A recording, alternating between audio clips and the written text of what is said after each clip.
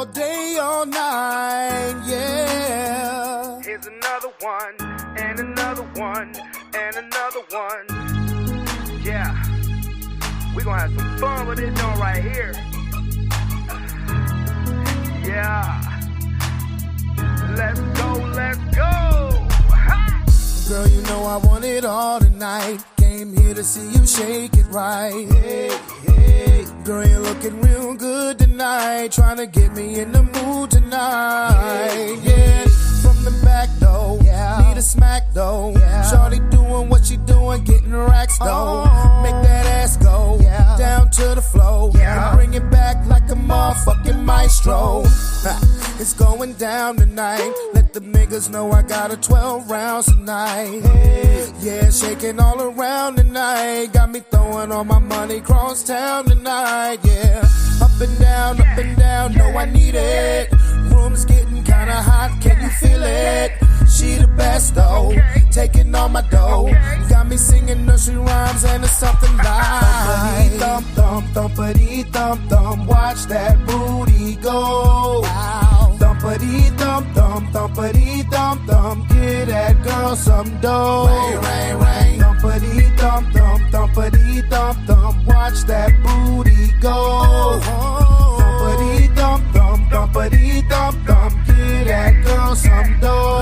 Rain, rain. Bounce that ass up and down, sideways. Come and kick it my way. Ride me like the highway. Yo, on the pole, she a 5-star recruit. Make a nigga go salute, cause she doing what she do. Ha!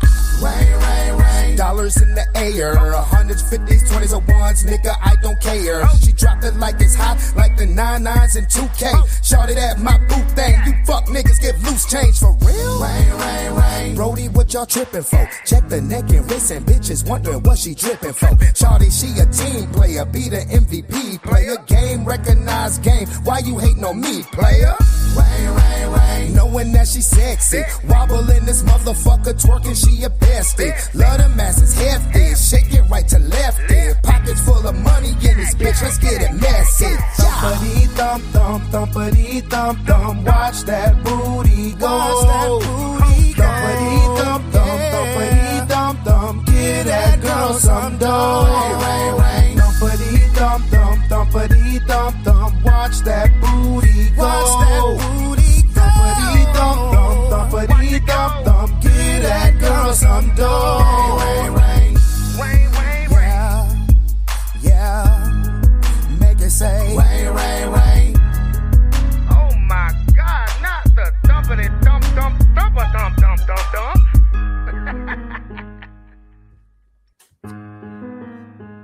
Yo, yo, yo. Get that girl some dough, yeah. Watch that booty go. Boy, let me tell you something. Not the thumpity thump thump, thumpa thump thump. Boy, I sound good, but I should have been on Versus last night, nigga. Boy, let me tell you something, boy. I should have been on Versus last night, boy. Hey, Hampton, I should have been on Versus last night, boy. No, hey, man, how's everybody doing? It's Friday. We made it. It is your boy, Brandon Bravon Towns, host of that show called Sports Plus Life. It's Friday, so you know what that means. That means we are talking that ish. We are talking that ish, and man, do we have a lot of stuff to talk about. I mean, we got some college basketball games going on right now. We had some good games last night, but we got the versus between Tank and Tyrese, which was outstanding. And we got Tiger Woods just getting arrested like an hour ago. What the fuck? Like, that's crazy. Hey, Lomar, I've been doing good, boy. I just been doing that thumpity thump thump thumpity thump thump. Watch that booty go. Get that girl some dough. Rain, rain, rain. But I tell you what. No, I don't want to say it because I got to wait till Kia come on. I was about to say it. It had nothing to do with my song, but nope, I'm not gonna say it yet. But anyway, Lord, it's spring break, y'all. Spring break. It is spring break, and while I will be a little busy during spring break because I'm still gonna do some field trips to the daycare and whatnot. But I got some plans. I appreciate you, Lomar. I got some plans. Definitely. Taking a nice little road trip tomorrow. Um, I just want this next week to be cool. I just want this next week to be cool, and then let's get ready for that stretch run to end the school year. Because even though I work summer school, I'm like ready for this school year to be over with. Oh, Hampton, what it do, homie? Yo, yo, yo. Boy, you heard them vocals, boy. Rain, rain, rain. I heard, bro. We needed you last night. We needed you. Yeah, I could have came in there where Trey Songz was at. I'd have sounded a whole lot better, bro. Mm-hmm. Watch that booty go, yeah. Yeah, but we'll get into that in a minute. What's going on, my boy? Nothing much, bro. I got this Duke St. John's. Oh my! I got this Duke St. John's game going on right now. It's cool. It's great. It's a good game right now. You got that game on. I got the Michigan-Alabama game going on right now. Both games are 1-point games. Yeah. Both games are 1-point games, man. But how was your week? Oh, honestly, week was good. Like honestly, I felt like it was going slow at first, and then last time I checked, then it was already Thursday. So I was like, hey, it was going slow, but it was moving, man.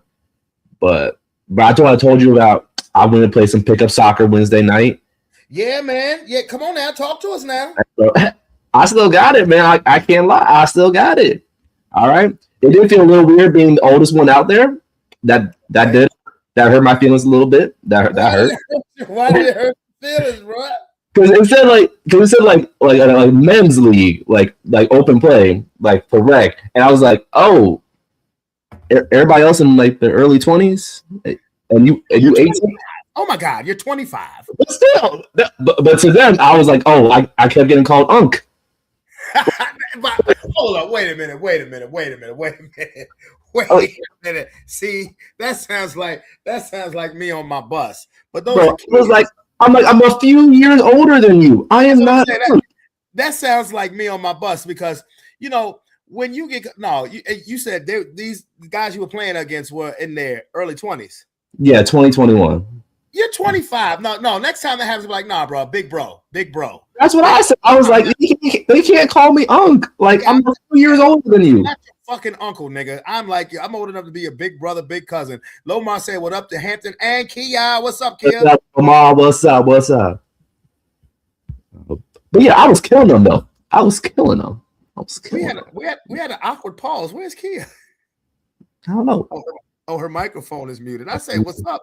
And then it just got muted for a second. Hey, you there? Hey, Lomar. Hey, you guys. Okay. There we go. We're like, Kia, where you at? Cricket.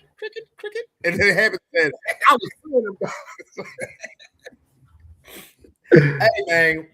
Yo, we finna have fun in this show today. Kia asked me, Kia said, why don't you never put me on to talk some sports? So I said, okay. Okay. You been watching that March Madness? Nope.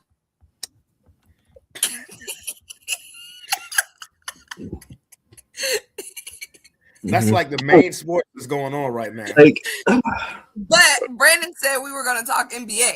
We are going to talk a little NBA, but we have to start. Yeah, we got to talk about NBA. I haven't watched whole games, but I've seen a couple of clips and I've heard about some upsets. So that's all we need. Follow along. That's all we need. All right, I'm gonna tell you what. I'm gonna tell you what. Right now, because we have to do our dereliction of duty and talk about March Madness because it's going on right now. 2 games that are coming down to the wire. We got number 1 seed Michigan versus number 4 seeded Alabama. Michigan right now is up by 3. And then in the other region, the East region, we have number 1 Duke against number 5 St. John's. Duke is up by 3. Yep. Last night we had a crazy game. That Texas Purdue game ending on a tip in at the end at the buzzer. That was crazy.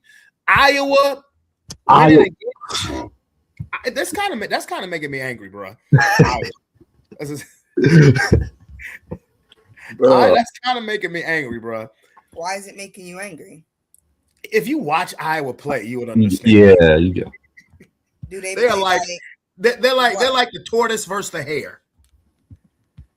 Are they the tortoise or the hare? Definitely. They're the albino tortoises too. Yeah, but the thing about it is the tortoise actually won the race. They're winning the games. No, they won. They Point won. blank, period. That's all that matters. Let's go, Iowa. No, let's go Iowa State. Okay. No, that's crazy. I think there is a chance. I gotta look at the brackets, but there is definitely a chance where it could be Iowa and Iowa State in the national championship. Yo, somebody from the NCAA, if that happens, somebody in the NCAA would blow their fucking head off. I promise you. Yeah. It actually is possible that it could happen. I'm looking at it right now. In the championship game? Yeah, it's possible. Lord have mercy, because Iowa, if they win tomorrow, they're in the Final Four. Yep. Iowa State plays tonight. They play next, Mm-hmm. and they're good. Now they are good. Like Iowa barely made the fucking tournament. Yeah. They're the lowest seed left, a number 9 seed. So, but they're you can't call Iowa a Cinderella. You can't call a team from a major conference a Cinderella. But one school that I was upset about who lost, I was upset that Illinois beat Houston. I did want to see Houston advance back to the championship game. The Cougars, Kelvin Sampson is their coach. They got some good players. They were in the national championship game last year, if you remember. I remember. They lost at the end to Florida. Master P's son, Mercy Miller, he's a part of that team as well. Mm-hmm. No, Illinois, they actually surprised me a little bit. I was not expecting Stojakovic's kid to be, this different. Stojakovic's kid is good. He's all right. He got a little game to him. He got a little game.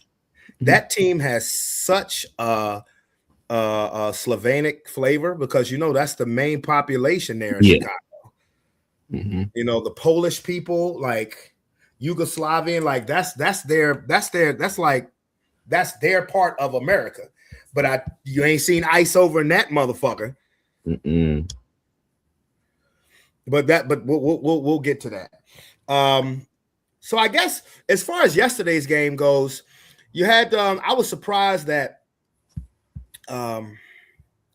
Arkansas lost to Arizona the way they did. I mean, Arizona's impressive, but I'm surprised that they beat. That was Calipari's biggest tournament loss. Yeah, 21 points. So they're out. Arizona, they were the last. I mean, they were number 1 for the majority of the season, so they're right where they should be. I'm just hoping St. John's beats Duke. That's all. And not looking like it down the stretch. I'm not gonna lie. Lord, I'm gonna have to put the glasses on and go to CBS because this Michigan Alabama game still got 17 goddamn minutes left in it. Mm-hmm. That game. Like St. John's was up like 2 minutes ago, but now Duke's up by 5 with 1 minute left. 1 minute left? Yeah. Oh yeah, it's over. That's over with. Mm-hmm. Fucking Boozer Brothers. Fucking Boozer Brothers.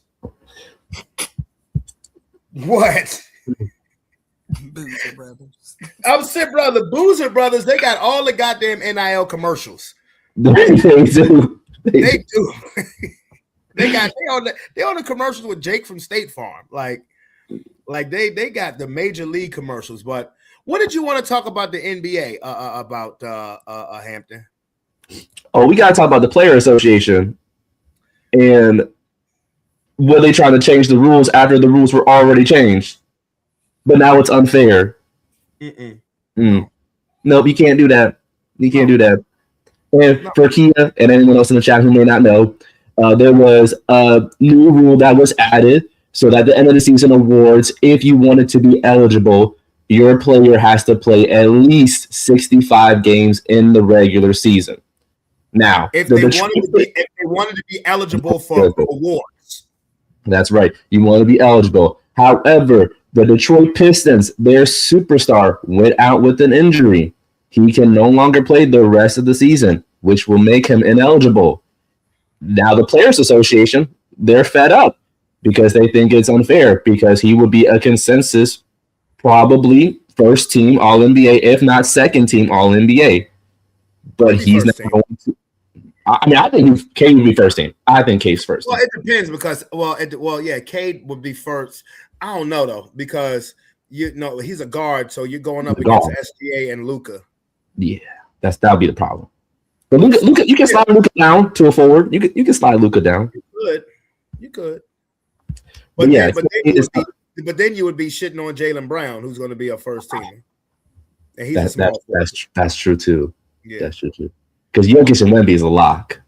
You can't. Yeah. And so is Jokic if he plays the rest of the game. He's a lock. But kid, a point that Hampton is trying to make is the rules were made for a reason. Yeah.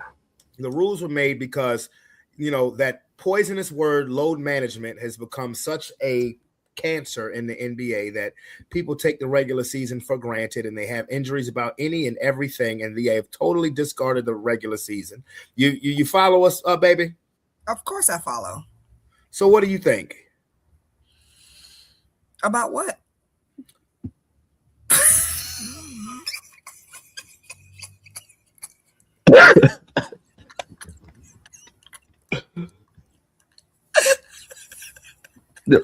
Anything. On that note, let me I'll take over and just follow my lead. This is about this what I'm about to show you is about this subject. Okay. Yeah, show me some visuals. You got to sit 3 or 4 dudes down at the same time. There's a couple of occasions that Steve Kerr did that. Exactly. We've seen others do it as well, with no regard to the fans. And then he'll come and say, well, I'm really sorry. I hated doing it. Well, you didn't have to. Nope. You didn't have to. You chose to. And that's the kind of stuff that we're talking about here. And we're talking about people that's getting months off when you got 4 to 6 months off the year. So we got to take that into consideration as well. I'm not saying this is ideal. Certainly the 65-game rule is not ideal. Context matters and things need to be taken into consideration. I'm not against any of that. But that's after you acknowledge you brought it on yourself. Damn right. And you forced to compel the NBA to do this because of your dereliction of duty as players, as agents, as teams along the way that forced the league's hand. You did this. Yes, you did. So guess what? Problems come with it. Problems you created. 100%, Steve. And Kerr's a phony. I mean, now. Okay, I have something to say. Okay. Because Brandon, you've been talking about this for a long time. Yes, I have. So, to be honest, as far as I kind of see it from both sides of the coin, because as far as like the fans and stuff are concerned, it would suck to have to spend your last dollar pushing back bills to go to the NBA game to see your favorite player and they're not there. So, it's not like, I don't know how much NBA tickets are. I don't go. It really depends on the team, to be honest with you. Mm-hmm. Like you could probably get Washington Wizards tickets at a really good, affordable price, as opposed. I'm being serious because they're terrible. As opposed to Los Angeles Laker tickets, which to sit courtside is like $2,500. Right. So, bottom line, if they spend their money, they should be able to see who they pay to see. But I also understand the players because, like, to them, yes, this is a game and all this other stuff is entertainment, but it's a business, it's their brand, it's their future. They have to do what they feel is best for them and their families. So if they feel like they want to sit out some regular season games to preserve themselves for like the playoffs and when it really count, I don't really see what the problem is.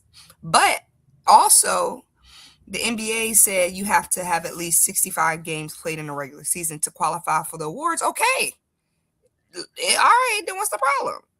If you complain because you didn't get an award, then that's something you got to go home and think about. You got to weigh it. You want the award what do you want, nigga? Sit down and think about it. I think everything is cool. But honestly, at the end of the day, it's the fans that matter. They the ones that pay their money. They the ones that, fund the NBA.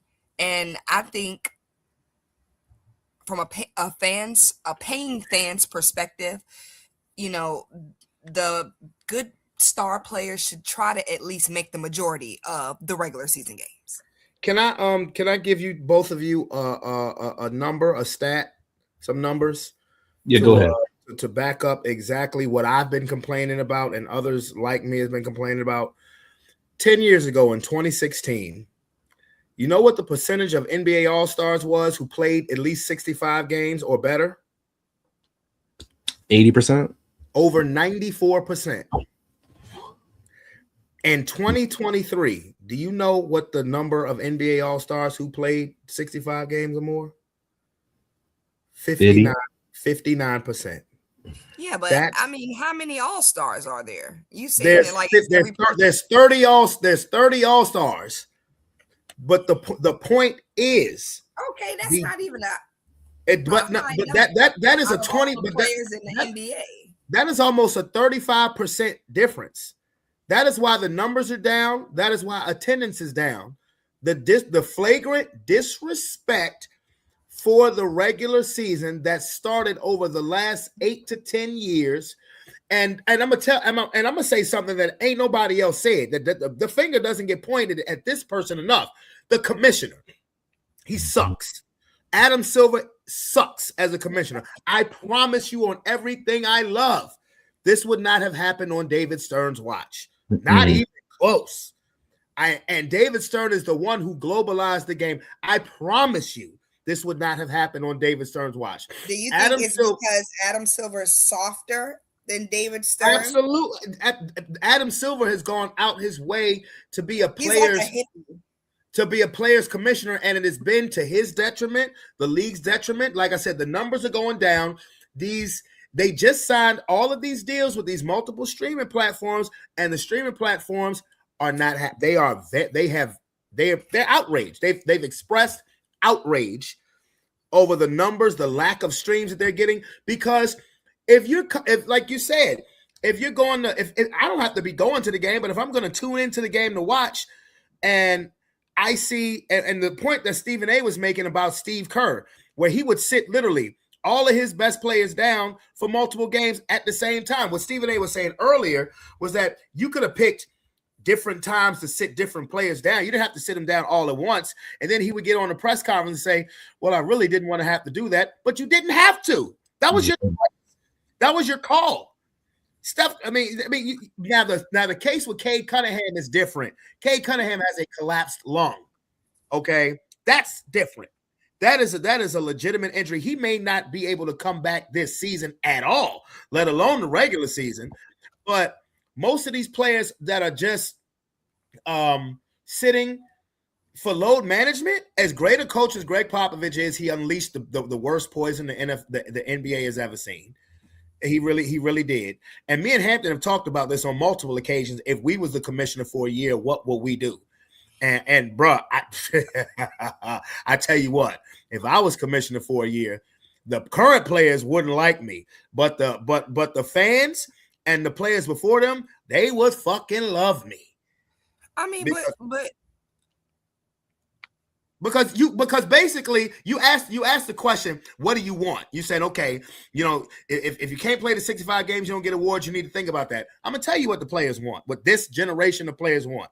They want to get paid top dollar for playing the least amount of games, and that's no good. Well, I mean, it's like you got to think about it. Load management is not a bad thing if you have someone who's a little weak in the ankles. That's all I'm saying. But when it's who's prone to injuries anyway. So let's say. Okay, so load management is not necessarily a bad thing for Kawhi Leonard, basically. Right, exactly. Basically. But Kawhi Leonard has played the majority of the games this season. I wonder why. Yeah, but Kawhi Leonard's also not like these, new players. But see, you're making my point. Kawhi Leonard actually at this point in his career would have an excuse to sit out more games because he's long in the tooth. He's an NBA old head now.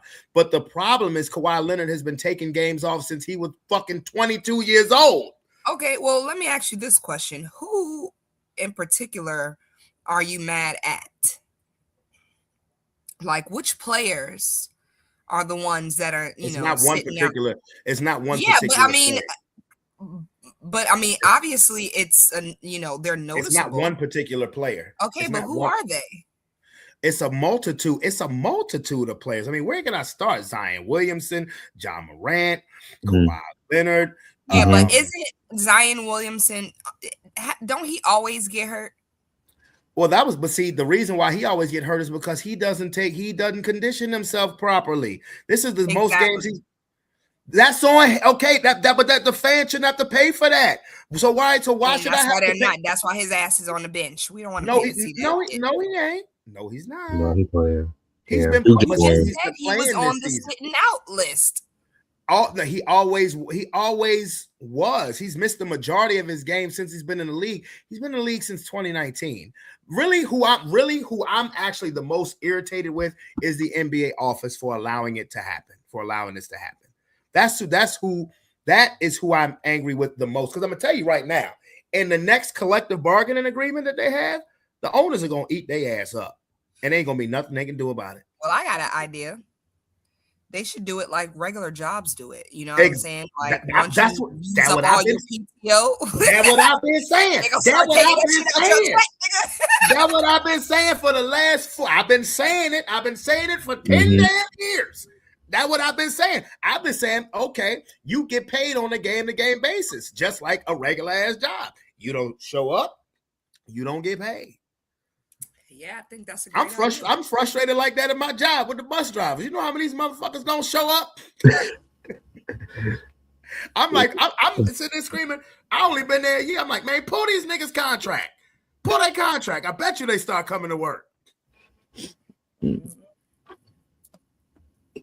But Kia, that's what I've been saying, honestly, for the last few years is if you take away, if you de-incentivize their contract, I promise you they will play.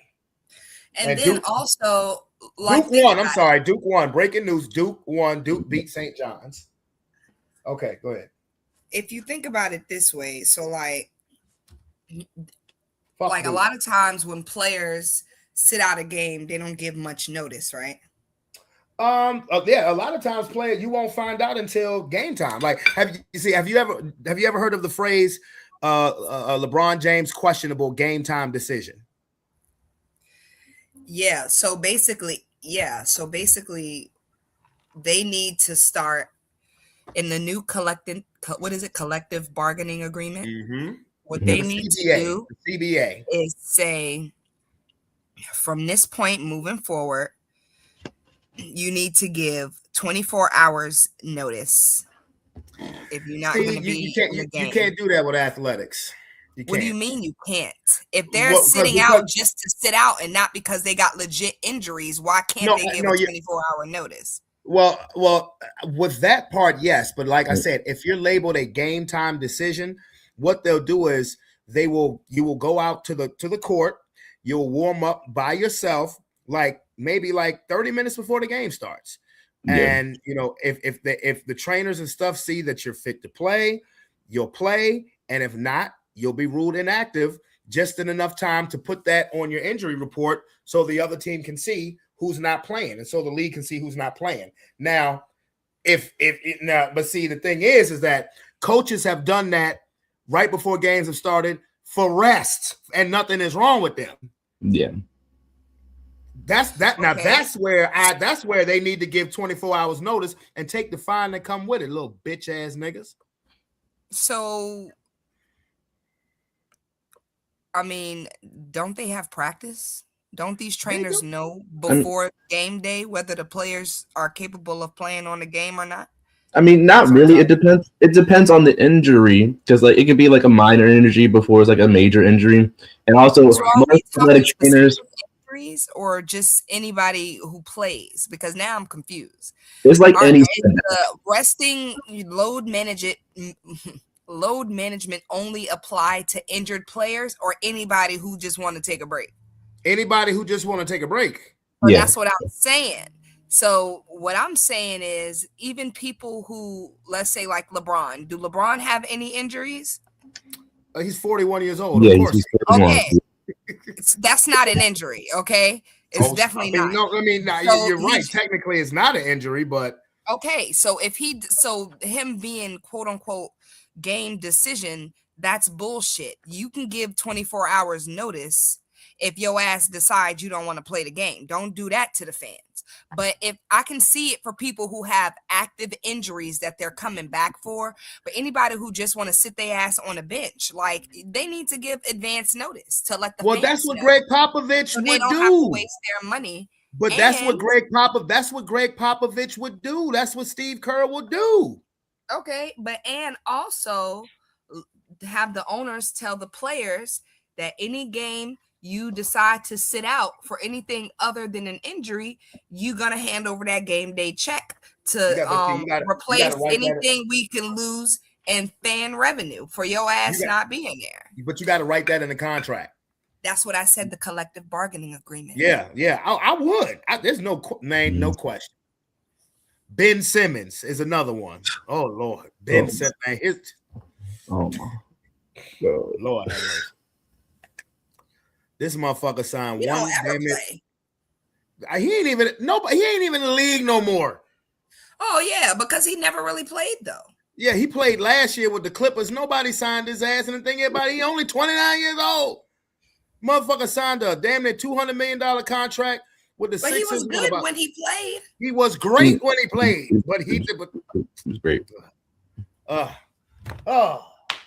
Ben Simmons. Because you got in your feelings because you were afraid to shoot, and now all of a sudden I can't play no more. You know what? Trauma is a real thing. And instead of bashing this man, we should encourage him to get some therapy so he can get his shot back again. I was saying that 6 years ago. Now, nigga, you just erectile dysfunction is a real thing. That's cool, but I was saying that spread awareness. I was saying that 6 years ago, 4 years ago. I'm sorry. Now you catching strays. Now you're catching strays, nigga. Because I tell you what, cashing that check is a real thing too. Mm-hmm.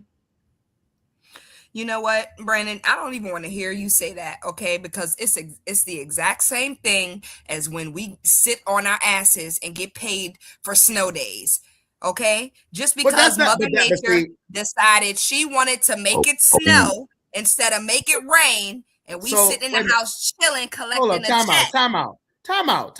That is something that is the decision of God. Exactly. So that is a lot different. This is in God's hand too. That is a whole. He needs deliverance. That is a whole different story. He needs deliverance. Okay, he got embarrassed. Yeah, he does need deliverance. He needs to deliver some of that money back. Okay, that's for pain and suffering. Okay, he needs every bit of that. For what? You just said he was embarrassed. You a grown ass man. You won't embarrass when you say. That don't mean you can't be embarrassed because you grown. Of course you can be embarrassed, but do you embarrassingly get that check back? Would you? So kid, do you get embarrassed when it snows and you have to sit home? Are you embarrassed? Yes, absolutely, because you are goddamn lie. You are lying. You are a damn lie. You was embarrassed when you had to go back because you was mad that it stopped snowing. Yeah. You a goddamn lie. Cut it out. Cut it out. Now, all I gotta say is stop ganging up on Ben Simmons. It's a lot of other players we could be out there. I don't have to gang up on him. The NBA told him, no, sir, we're good. NBA said we're good. We're good. But are they? Clearly they're not. You just said the numbers were down. Yeah. Well, hey. So why do you need a player that brought the numbers down back on your team? Did he bring the numbers down? Oh, absolutely. Yes. But you said he was great when he played. So he's great when he played. Like he was good. Like when he first came back, like everyone was tuning in because to see if he was still ass, because he was just so traumatized from someone like 6 inches shorter than him. Hey, man, Nate Robinson. No, Trae Young. What?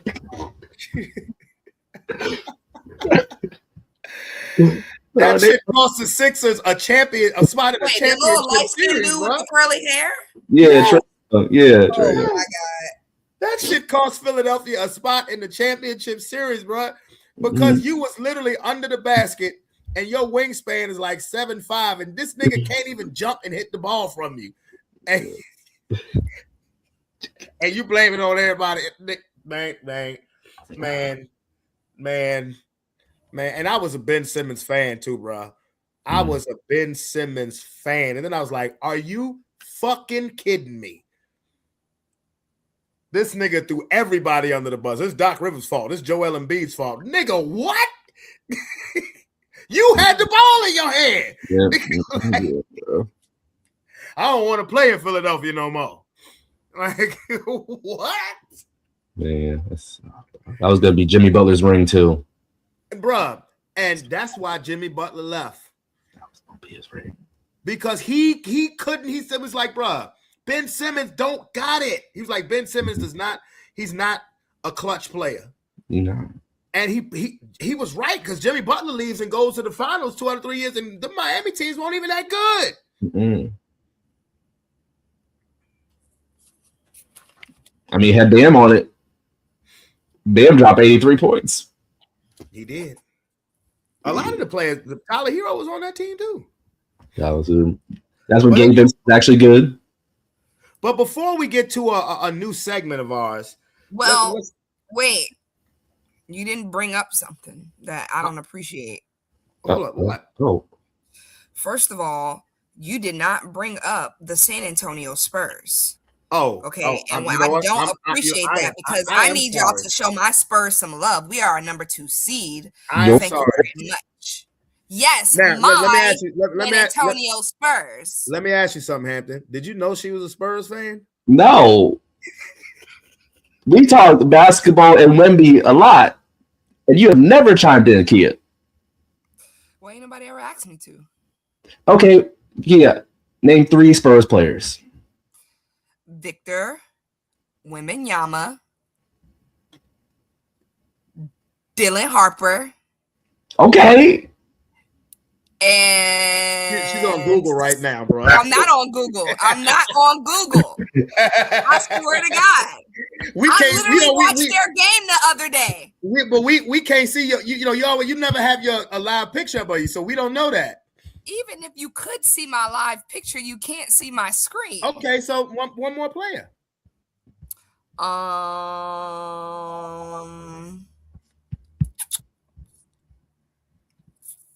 I don't remember his first name, but I know his last name is Fox.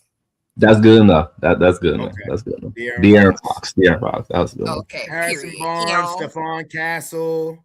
Oh yeah. Yep. I was thinking about him. Hey, look, I will give the Spurs all the credit. The Spurs may fuck around and win it this year. They actually will. They actually will fuck around and win, bro. Man, I was so skeptical about Wemby when he was first drafted, not because of his skill set, but his frame. He looked like a granddaddy long leg. He's so slim. Mm-hmm. I'm but serious. Now he put on some weight now.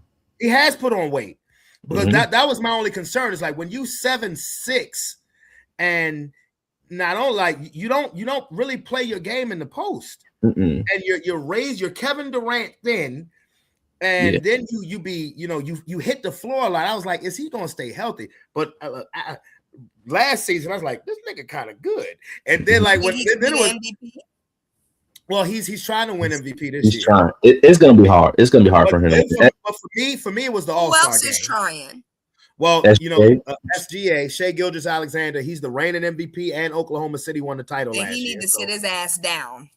Well, hey, the part that I loved is that Wemby was talking shit the other day about him. He was talking shit. Period. He was like, reason why I should be the MVP. 1, defense matters. Nobody has a better defensive rating than me. 2, he was like, the defending champions, we dominated them this season. I was like, oh, and it's true. Like, it's all facts, bro. Exactly. And like I said, the All-Star game, a game again, the players have just, for whatever reason, stopped caring about. Wemby came out this year, and when he sent motherfucking, who the fuck shot? It was one of the players from one of them little corny ass team names, but he blocked a shot into the stands and just looked at the nigga. I was like, ooh, hold up. I was like, he playing for real. I was like, all right. Like he was out there. He made everybody elevate their game because he came out with when the last time you saw a block shot in the All-Star game? Them niggas don't play defense in the All-Star game no more. Yeah, I don't know. And this nigga sent somebody's shit in the stands. Yeah. And I was like, okay. I was like, as a matter of fact, see, now y'all niggas about to make me pull up some Wemby shit. God damn. I'm serious. No, I'm serious, yo. Because you know what? You're welcome. Yes. Okay, let's really get to it. Kia, how long you been a Spurs fan? Brandon, let him know. A long time. Long time. I even I got her Spurs jersey back in like 2014. Yeah. How you become a Spurs fan? And it's been longer than that, actually. She's been a Spurs fan probably for like 20 years, to be honest with you. Yeah. Because she loved Tim Duncan and Manu Ginobili and Tony Parker. Yep. No, she fucked with them. Oh, so you were there when the load management started. Exactly.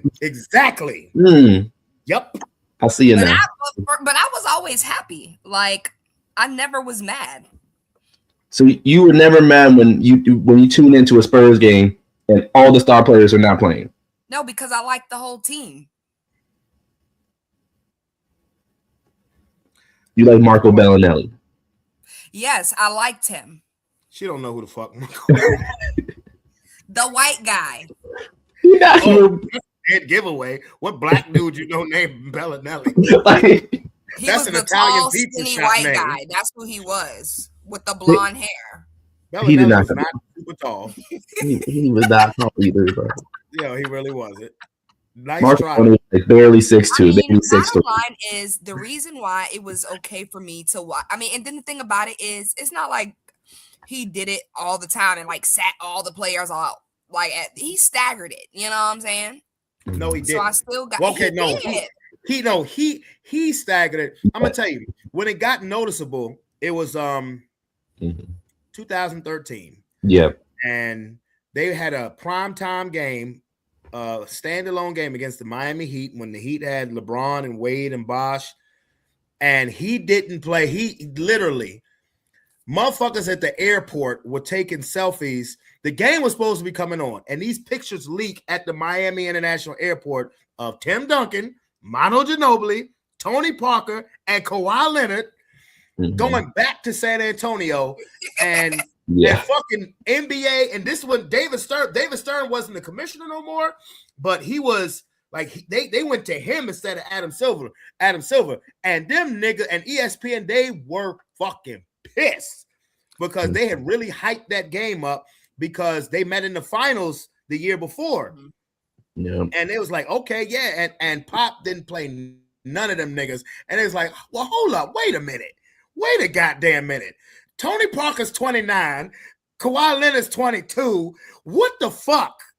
Like, okay, you can get away with Tim Duncan. You can get away with Tim Duncan. I just got this could probably solve the problem. Because it's like, it seems to me that everybody's mad when the stars don't show up to play, right? And why is it that there's only a couple of stars on the team? If you coach all your players to be stars, to be all stars, every fucking game, you know what I'm saying? You know why Kia really likes the Spurs? No, it doesn't matter. It doesn't even make a difference. Okay. It doesn't even make a difference. You know why Kia really likes the Spurs? Why? You know why Kia really likes Spurs? Because she used to hate Kobe and the Lakers, and she knew I was a Laker. Oh my! That is not the truth. Let me tell you the truth. And the Spurs were always in the way. Kicking their asses. Kicking their asses. Not always kicking their asses. No. Let me tell you how it happened. Because Brandon used to force sports down my throat. Okay.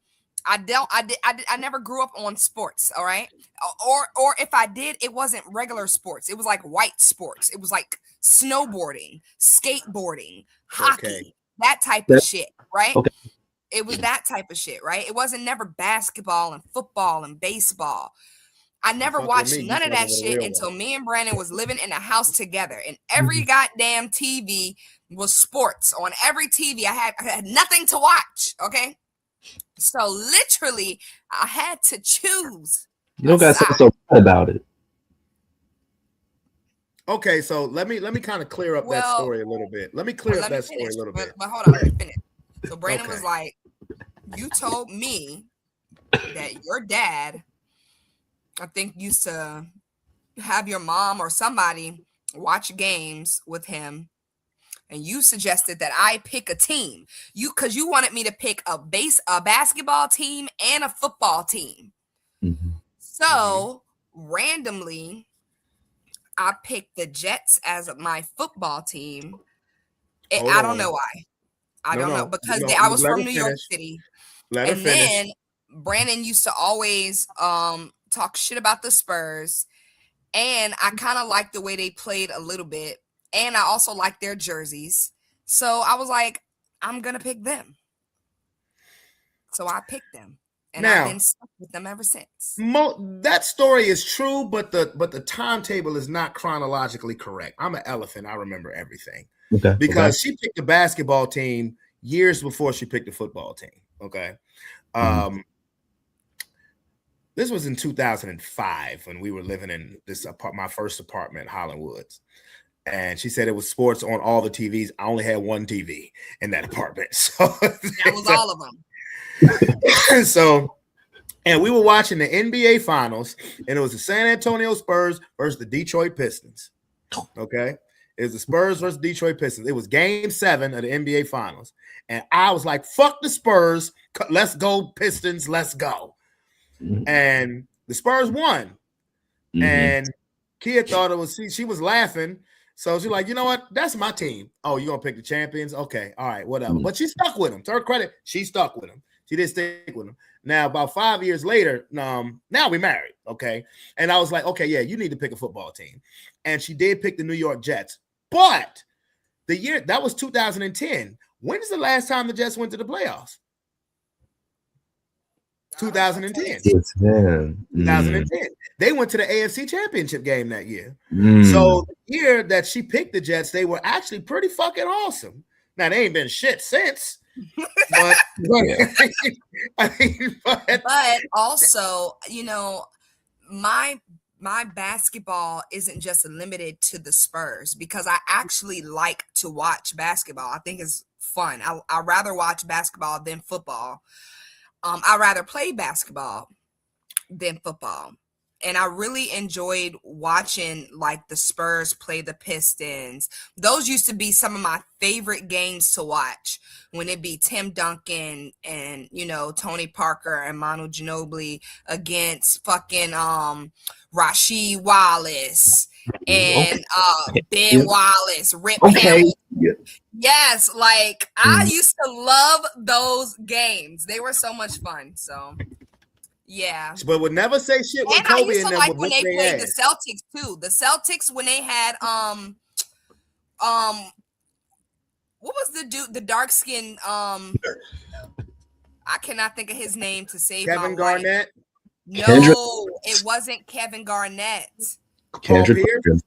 No. I'll know his name when you say it. Paul Pierce? It wasn't Paul. He was short. He was dark skinned. He kind of looked like Rondo. Yeah. Rondo. That was my boy too. I love watching them play. Like that's when basketball to me was exciting. It was. It really was. It was because you know why? Because the fucking stars played. But Hampton, it would always be crickets when Kobe would bust that ass because when we would bust their ass, we would bust their ass and get to the finals. I'd be like, yo, so what about the Spurs? I don't even watch it. Oh, okay. Well, I mean, first of all, it's an unfair advantage. That's like, you know, playing basketball. How's that an unfair advantage? You know what I'm saying? You can't. He's the GOAT. You can't, like, you know what I'm saying? Unfair advantage. What do you mean? The coach can just coach them all up to be stars. Yeah, but he didn't. God damn it!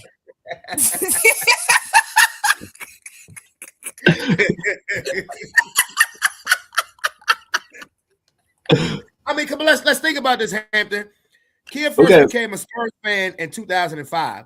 They won the chip in 05 and 07. Yeah. So when the Lakers win it in 09, when they beat the Spurs in 08 to get to the finals, and then win it in 09 and 2010, now all of a sudden it's crickets. Mm-hmm. But when the Spurs beat LeBron James and them, Oh, we was popping shit, and well, so was I, because I was like, fuck LeBron James. I was like, I had on my Spurs hat for that series. I was like, I wanted him to beat the dog you shit out of him. goddamn right. It was crickets. What the fuck? I was supposed to be like, good game. Yeah. Let's What's go wrong with Lakers. that? Like, what the fuck? What's wrong with Now that? I'm What's wrong with mad. that? Okay. No, I'm They mad. ain't make the L no softer. Hope you drop the trophy and break it. No, that's all right. They'll send you another one. I hope the ring too small. That's all right. You'll get one fitted And in they your gotta size. cut it off your finger. That's all right. That's all right. We'll get a new finger. Okay. Now, before we get to this new topic, stay in sports. Tiger Woods. Oh my God. Let me read this article. Tiger Woods arrested at crash scene on suspicion of DUI, sheriff says. 15-time majors champion Tiger Woods was arrested on suspicion of DUI on Friday after he was involved in a car crash not far from his home on Jupiter Island in Florida, according to Martin County Sheriff John Budensiak. I think the sheriff said Woods was driving a Land Rover northbound on South Beach Road at a high speed when he attempted to pass a truck hauling a pressure cleaner, which had slowed to turn in a driveway. Woods' SUV swerved to avoid the truck, but clipped the back of the trailer. The Land Rover flipped on its side and slid down the road. Woods climbed out the passenger window to get out, and the sheriff said that Woods and the other driver were not injured. The accident occurred around 2 p.m. Woods, 50, was arrested on suspicion of misdemeanor DUI with property damage and refusal to submit a lawful test. Woods arrived at the jail at 3 p.m. The sheriff said he would remain in custody for 8 hours under Florida law. So he's still in jail. Martin County Sheriff Department DUI investigators on the scene determined Woods showed signs of impairment.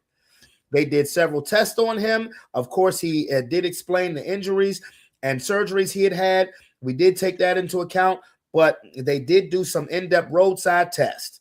The investigators arrested Woods and transported him to the Martin County Jail. The sheriff said Woods' breathalyzer test didn't show any signs of alcohol. Woods refused to submit urinalysis test for other drugs, according to the sheriff. And there's more, but Kia, you go ahead and take the lead on this.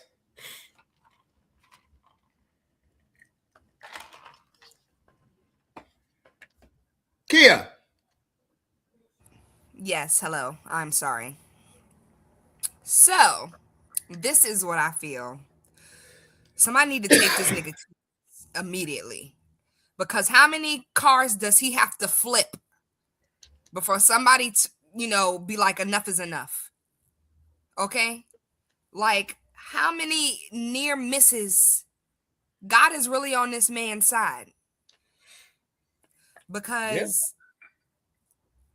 he's done this too. This is like the third time. Yeah. This is the third time. This is the third time. He needs help. Somebody call some help. Where's his parents? I think his dad is dead. Yeah. Didn't his dad play golf? Yes, his dad's the one who trained him. That's terrible. He need therapy. His dad has been dead for a while, though, so, Was he dead before all of this stuff? Or did he die after, like, he started doing this kind of stuff? Because it might be a correlation. I think it was. His dad, because the original fall from grace, if you will, for Tiger Woods was Black Friday 2009. I'll never forget that shit. And was his dad still alive? His dad was still alive. His dad passed away in the mid 2010s. So he's been Eldrick. He's been deceased for quite some time. And like you said, if Tiger Woods has a problem, whether his dad being alive or not, that's. I don't know how much part that is. It matters. Like some stuff like that. It matters. Some people have a hard time coping with things, and they, Oh no, I'm sorry. No, excuse me. His father passed away before the fall from grace.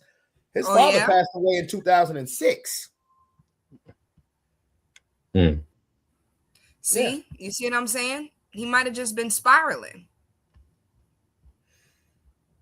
Well, like I said, this is something Tiger Like Woods. Kanye, you know what I'm saying? Like Kanye was normal, and then no, seriously, he was normal. I'm laughing at He was Hampton. normal, and then his mom died, and now he's this. I believe that may have allegedly been a sacrifice. I do. I'm being honest. It doesn't matter. It still he just can't live with him. Yeah, he just can't live with himself. It fucked up his brain. Yeah, I mean, but he knew what you were signing up for. Just like Tiger Woods, if you drink it and you drive it, first of all, you're in a residential area and you're going 87 miles an hour. What's your fucking problem? Like, I can't give you the benefit of the doubt for that. When you're going 87 in a 30, that's what the report says.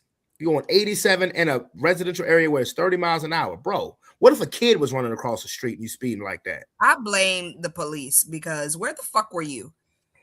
They got him. Are never anywhere where they need to be. He's still in jail. No, but where you say what this happened? Oh, see, the thing about it is no, but look, the thing about it is cops spend too much time in lower income communities, right? You mean chasing niggas? Exactly. So they need to be their asses in Jupiter Island, where these high affluent motherfuckers are out here sniffing coke and going 80 miles down a residential neighborhood. I don't know. That's where the hell they need to be. No disagreement there. Don't let this nigga out of jail. Yeah, he's supposed to be let out of jail. He's supposed to be out of jail. They said the Florida 8-hour law. They booked him at 3, so he'll be out by 11. And it was daytime hours, bro. Daytime hours. It wasn't. What time did they say? 2:00. So niggas was probably just getting out of school. School's about to let out. Yep. This is what I mean about people. This is what I mean about people. You only think about yourself. And I'm glad that goddamn Range Rover flipped over. Okay, maybe it flipped some goddamn sense into his ass. Damn. He better be lucky ain't nobody get hurt. That would have been another charge on his ass. That'd have been a big ass charge. I keep looking out for him. That he does. Yeah, he does. He does. He does. Well, Hampton, what do you think of this? I mean, Tiger, you honestly, I gotta start off by saying you still gonna be my GOAT, man. Like, this takes nothing away from your golfing success from me personally. It's not gonna take anything away. Now, your regular life, it needs some work. It does. Like this is just another accident that we reported. Like, I know you still got some money. Just pay someone to drive for you. Like, I mean, they might as well just take his fucking license. Yeah, like why you keep getting behind the wheel? Like, I don't understand. So the surgery is only come into play when you fucking hit something. Then I done had surgeries on this, that, and the third. So I mean, I don't know. I mean, Brandon, who's that guy? Who's that guy who sings that song? I Get the Bag. Gucci Man. Gucci and Migos. That's what he needs to listen to. He said, "I don't even come out the house for free. I pay a nigga to drive for me." You know what I'm saying? Hello.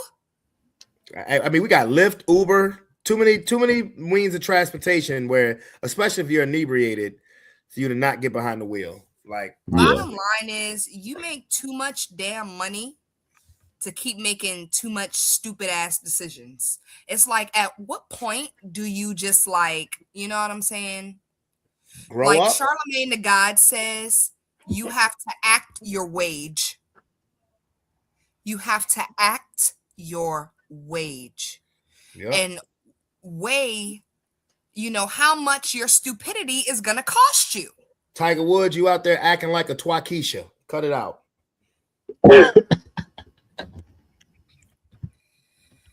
Oh, Lord Jesus, please help him. Help him. Because he acting like a Twakeisha. You need to stop it. Now, This is exciting because we're an hour exactly into the show, and I told you guys, Hampton, it was real. I told you last week that we were going to start a segment called At This Point, and it is featuring girl. It is featuring Miss Kia. So she's going to give us 5 examples of what she thinks is at this point. Get him, girl. Well, I want to talk about these goddamn gas prices. Huh? The gas prices.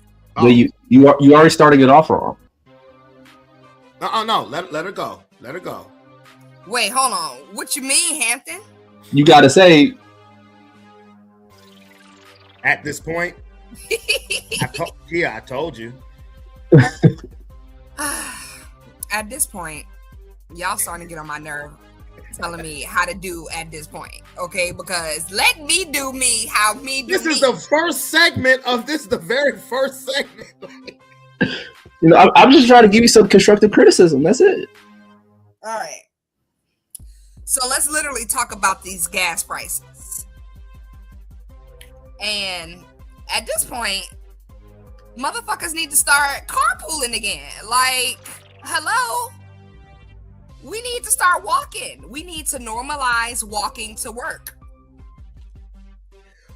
Ooh, okay. Normalize walking to work, walking to school. Period. Because the way the world is going, ain't nobody gonna be able to afford gas no time soon. We ain't gonna be able to fly. We ain't gonna be able to fry. We ain't lying. Nothing. Throw it all away. Okay. That's number 5. Number 4. That was number 5. Number 4. Let's talk about ICE at these airports. Let's talk about ICE at these airports. Before I say what I gotta say, Brandon, how do you feel? ICE at these airports, man, these ICE motherfuckers need to be melted. I think ICE has gotten ridiculous. I love the fact that the airports are starting to take initiative against these politicians because we're in another segment and we're in another shutdown. I'm sorry. And I'm just sick of ICE. I'm sick of only ICE I want to see is the ice in my motherfucking drink. Hampton? Okay. Yeah, I'm fucking tired of seeing ICE. That's really it. Like, why are you everywhere? You're not supposed to be. Hampton, you're a genius. You segued right into my point. Why are you everywhere, ICE? Okay, and let me tell you why they everywhere. Did you ever think about this? Donald Trump is using ICE as his own personal fucking military to do his bidding wherever and whenever he sees fit. And how ironic is it that he uses the thing that people have been protesting the most about to threaten the Democrats to make a deal to reopen or fund the Homeland Security or the TSA, the ICE and everything, so TSA workers can start getting their checks again. However, my theory is the reason why the nigga is putting ICE in a neighborhood near you is because he's setting up to keep power where he know he about to lose it. And at this point, y'all, I'm letting y'all know, come November, shit's gonna get real. Because everybody and they mama know niggas ain't voting Republican right now. The polls show it. We've had a ton of special elections in the last couple of months, and it's been overwhelmingly Democrat. Flipping seats. Republicans ain't flipped no seats. So that's why Trump has ICE at airports. It ain't because TSA ain't coming to work. They calling out. That ain't why. It's because he's setting up for what they call the Hail Mary play because he can't keep power the legal way, so he gonna try to, take it. That's my opinion for YouTube purposes, etc. Allegedly. Okay. All right, so that was number 4. Oh yeah, go 4. ahead, Brennan. Okay, yeah, I just had a quick question. So you think that and I do. I just want to see, if we're on the same page. That, and I like the way you said that while ICE is coming to a neighborhood near you, do you think they're trying to intimidate, dissuade, and even forcefully keep people from doing this special election, which is on less than a month away, which is on April 21st? You believe that? Hell yeah, I believe it. Yeah, I do too. Of course. Are you joking? The fact that I've seen ICE 3 times in the last 10 days in the same 5-mile radius. Like, come on, bruh. At this point, get your Glocks. You gonna need them.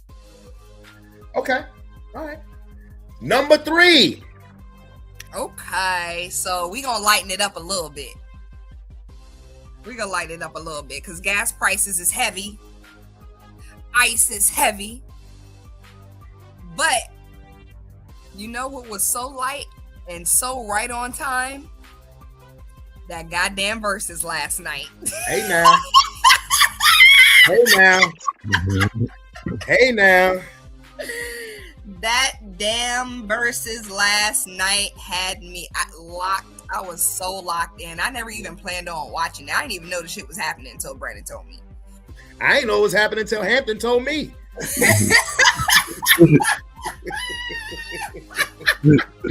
I'm being real. I'm being 100. And let me tell you, I was pleasantly surprised. Brandon, you told me you were going to have some clips. And I hope you got some clips. Okay, so I can play some clips, but for whatever reason, because YouTube and Apple and Complex are being funny because literally. And don't worry about the clips. Trust me. No. I got some shorts that I can show, of course. I got some shorts that I can show. But I know, you wanted to show, the old boy. I'm not gonna say the name. I don't want to steal your thunder. But like right before I went to bed last night, I noticed that Apple had uploaded the entire verses on YouTube. So at Complex. But this morning when I got up, it was gone. So everybody's version of the verses is somebody's watch party. So you're not getting the full, complete sound. You're getting a distorted sound unless you go to the shorts. And we'll get there, but keep going, keep cooking, because like I said, Hampton told me, I told you. Let's talk about this nigga Bobby. Okay. Because who the fuck did like at this point it was Bobby's versus. Like, show over. Bobby won. Let's go home. I could not believe it. Bobby was a legend last night. Bobby was a true legend. And Bobby, I will never forget you, okay? You gave me something I really needed. And that was a good laugh from the depths of my soul, Bobby. And I thank you for that, okay? Bobby was waiting for this moment his whole life. You could hear the Eminem song in the background when that nigga came up to the microphone. You only get one shot. Do not miss your chance to blow. Get him, Bobby. I mean, this nigga meant it, bruh. He wasn't even on key every note, but this nigga just knew this is my shot. Woo. Oh my God, yes. So yes, that was my number 3. Number 2. At this point. All right, cool. Number 2. Okay. First of all, let's talk about Tank, because this nigga, I think last night I was formally introduced to Tank. I think prior to last night, me and Tank were just acquaintances. Like, we were passerby. But last night, I feel like I was formally introduced to Tank, and I was very pleased at who he showed up as, because he is a very entertaining individual. And when this man went from saying hallelujah to saying, if you get naked, I'm gonna get naked too. What? I was like, wait, what? That's literally what she said. She said, did he just say I'll get naked? I said, yep. He said, if you get naked, I'll get naked. He said, hallelujah. If you get naked, I'll get naked with you. Hey, you got to remember where you are, sir. Are we at church? Are we at the, like, where are we? Hey, all in one. All in one. Tank, I love you. You are the GOAT. And on a personal note, I love Tyrese, but I definitely think Tank won the motherfucking not to mention this motherfucking turtleneck. Do it. No. Oh no, that's my cue. Bro, I was so upset. That's my cue. So upset. That's my cue.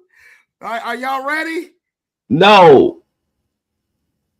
I'm not. Get ready. I was really rooting for Tyrese. And then he changing clothes. While they putting on another. Oh, now it's the jacket with the suede lapel.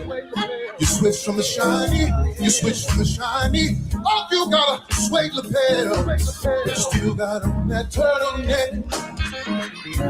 You recycle that turtleneck. You take off that turtleneck. Anytime you feel like a takeoff, that turtleneck, you gon' suffocate in this verses. Turtleneck. Don't suffocate in this verses. Turtleneck. Don't suffocate in this verses. Turtleneck. Oh, y'all suffocate in this verses. Turtleneck. Oh, don't suffocate in this verses. Turtleneck. Hallelujah, fan them down. Turtleneck. Oh, break it down, whisper it. Turtleneck. Oh, whisper it. Turtleneck. Now let me just tell you something. I'm gonna tell you something. I was a little late because me and Brandon were talking when this was happening live. So I heard it, but it wasn't until I went back and watched it again, literally after it went off. A couple of people had uploaded it. When I heard this man said hallelujah, fan him down. Oh my God. When I tell you, literally tears came rolling out my eyes because fan him down in that turtleneck. You gonna suffocate in his verses? Bro, his musical genius is top tier. Tank is like, I don't know nothing about the man. I barely knew his songs, but he's officially a legend in my book now. Forever and always, for all eternity, because of that goddamn turtleneck song. And he had the nerve to harmonize. Like, they practiced this shit. Yo, that was what got me, because, like, I'm gonna be honest with you. Like, me and Kid were on the phone for like 3/4 of the verses. And I kept saying for like the last hour and a half of it, man, I need to go to bed. But when that goddamn turtleneck part came, that shit re-woke me up because I was damn near on the floor laughing. And when they started harmonizing, and then when Tyrese played along with it. Yeah, because he couldn't deny it at that point. Couldn't deny it. Too good. It was too good.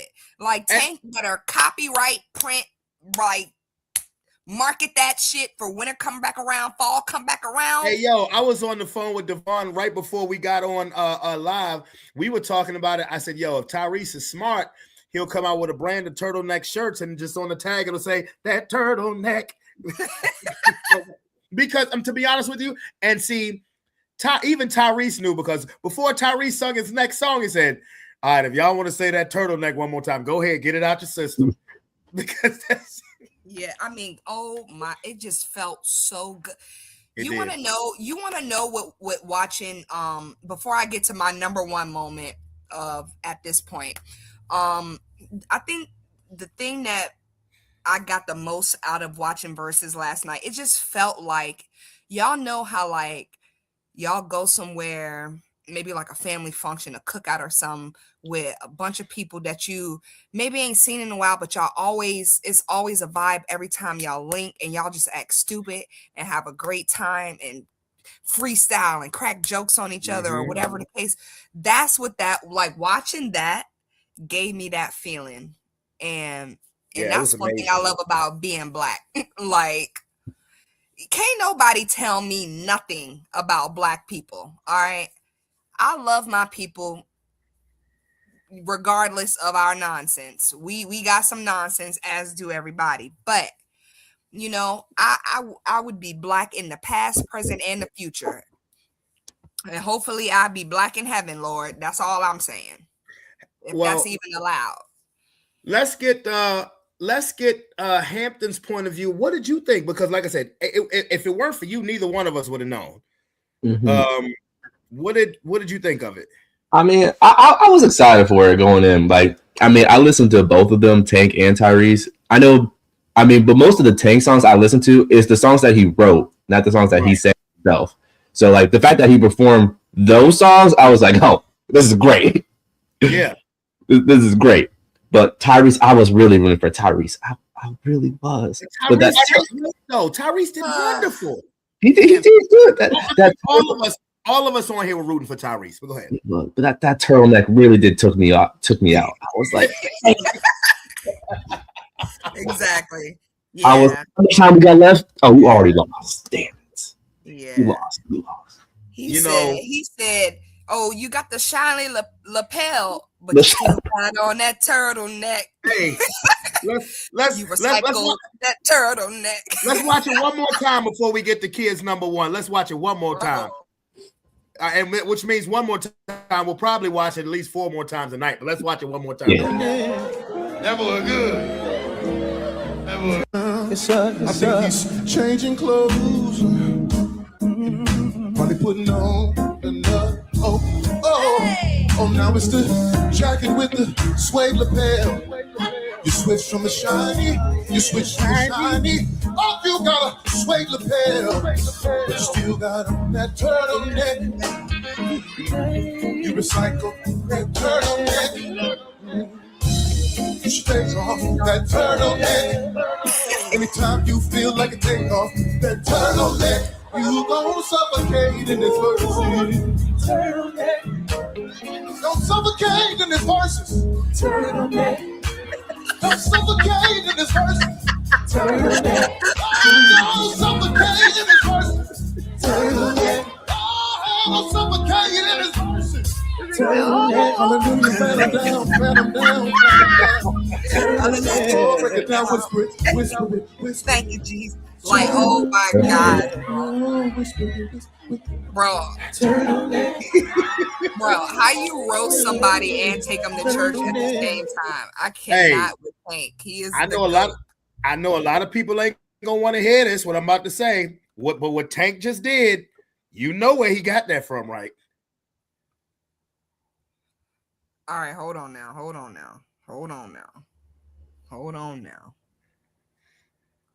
Why Guan with this is what I'm trying to figure out.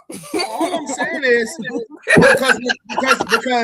because you don't remember what I said when we was on the phone when he first started.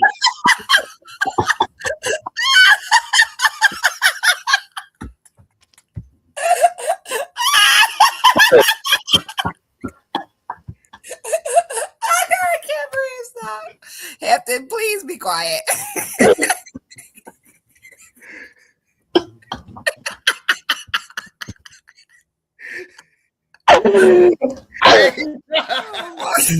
What the hell?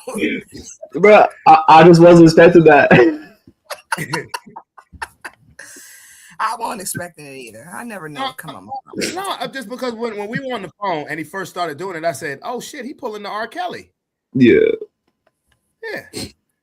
I mean, because think about it. That's how R. Kelly was the entire Trapped in the Closet shit. I mean, yeah, but Tank did it like a battle. R. Kelly was telling a story. No, I know. Yeah, no, it was no. The way Tank did it was genius. Because, like you said, how you roast him and take him to church at the same time. And he kept doing that. Wasn't the only time the Tank did that last night. Wasn't. It definitely wasn't. And each time he was killing memorable. It. Yeah, for sure. He was killing it. So, number one, drum roll. All right. So, as you all know, I know, Hampton, don't do it. All right. Because I can't. Just let me focus, okay? I can't deal. All right, here we go. So, continuing with last night's verses, there was another legendary moment when Tank brought out Jamie motherfucking Foxx. Hey, say it again. Jamie? Oh, you talking to me? Damn, you left me here. I set it up for you. Damn, I threw you the alley-oop. I thought you... I threw it. Hampton, I threw it at alley-oop, man. I said, say it again, Jamie. I said I like to play basketball. I didn't say I was good at it. Okay, it was a layup. It was a layup. All right, let's rewind. Say it again, Jamie. Motherfucking Foxx. Hey. So now proceed. So I'm gonna be completely honest. You know, ever since Jamie's health scare, you know, I got sucked down the conspiracy theory rabbit hole, right? And you know, even Jamie himself got sucked down the conspiracy theory rabbit hole, right? Oh yeah, he did. Yeah. So, you know, when I was watching this video the other day on YouTube about him telling the story about when he was in the hospital and he saw a white version of himself, and Tim was like, "Oh, y'all niggas trying to clone me." I was like, "Whoa, this nigga's tripping." So I mean, like, is he a clone? Like, how am I to know that they didn't clone you? And et cetera, et cetera. Like, I can't trust you. This could be, you know. He was in the movie They Cloned Tyrone. Exactly. Like, I don't believe you. But after seeing him last night in that versus, I believe it. At this point, I'm completely convinced that Jamie motherfucking Foxx is not a clone. Period. Conspiracy theory debunked. All y'all can shut the F up forever. Go argue with your man. Let me show a little clip. Let me show a little clip.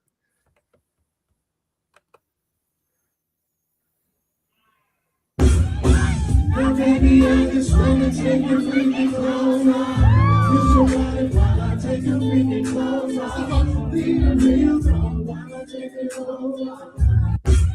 Now that was a short clip. I couldn't find the clip where he kept saying Jamie motherfucking Foxx.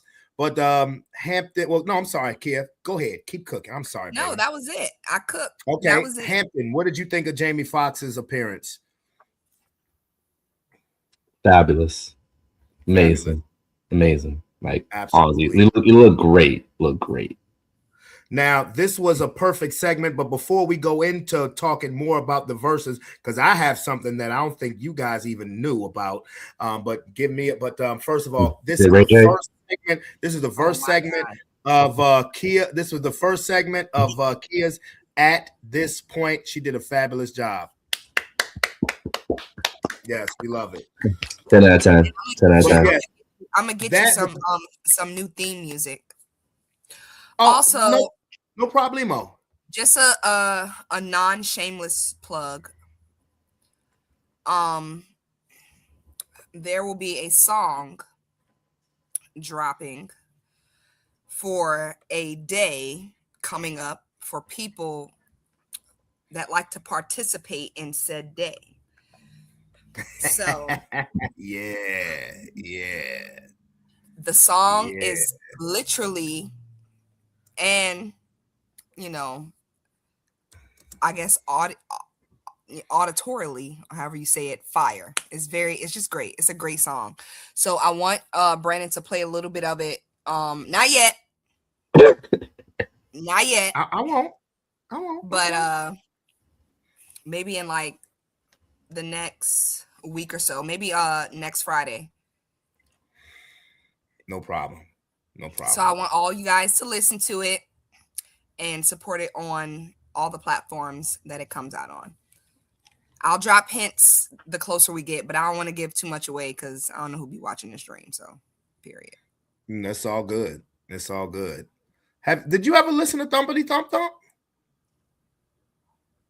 What is that? Damn. Yo, Hampton, I sent her the link and everything as soon as I sent her the link first. You got to check your text messages, boo. Because clearly she didn't watch the beginning of the show. I'm always the last to know. I was the first. You were the first to know because I sent it to you a week ago when I finished it. Wait a minute, bro. I was literally in my car when you sent it to me. I stopped what I was. Okay. Stopped what I was listening to, and I put it on immediately. No, I did listen to it, but I didn't know it was called that. All you have to do is look at the title. It says it. He says it like 50 times. Yeah, but I mean, how many rappers say things and it's not even? But it's not just a rap. But it's not just a rap song. I actually don't rap that part. I sing it. I was just using rap as an example. I got you. But no, absolutely, I will indeed bump the track that Kia wants dropping coming up on specific day, no question. And we are here to support and we are here to encourage. And us talking about the verses is a perfect segue because first of all, let me take lead on the verses as a whole in general. Last night's verses. Allow me, you guys, to take the point on this one. As a R&B head, as a singer, this was the best male vocalist, the best male vocal verses thus far. You know, we had Bobby Brown versus Keith Sweat. You know, you more or less enjoyed their platform, not them performing it because they were drunk. I'm not trying to be funny. And then you had Omarion versus and then we had Omarion versus Mario. That was we all know the fiasco that was. Mario was great. That was embarrassing. That was embarrassing. Now we had the Isley brothers do a verses, but I'm talking about one-on-one male singer, and I really want to dive deep into this because Kia was absolutely right. It was such a breath of fresh air. It was like going to the cookout and you see those two uncles or those two cousins that you ain't seen in a while. They ain't seen each other in a while. The fact that, yes, I believe, and the consensus is that as far as the results of that versus is that, yes, Tank won. But that doesn't mean Tyrese wasn't phenomenal. Tyrese was great. And the consensus was also that Tyrese was winning until that turtleneck. And then after that, you know, Tank just started to dominate. And I'm glad that Kia that you got to see and appreciate the artistry of Tank because there were a lot of songs of Tank that I forgot about. Like, I forgot about I Deserve. I forgot about Please Don't Go. Like I thought about all of that stuff. First of all, wait a minute. Tank was, but not only was the performance of both combatants wonderful. The fact that they could still sing was wonderful.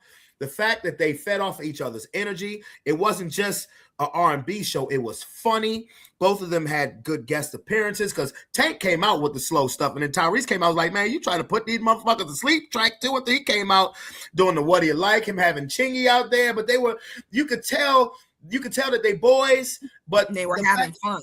They were just having a good time. Like it was great to see. But they took it serious though, because a lot of people who go up there and do those verses, they just keep fucking around. And that's kind of what kind of pissed me off about, you know, some of the other verses. It's like you just up there letting the track play, you singing a couple of words, you got a ton of niggas on the stage. I'm like, bro, boo. Like, well, okay, so originally, Versus, of course, we know Versus was designed in COVID. This first started in COVID, and everything at first was all virtual.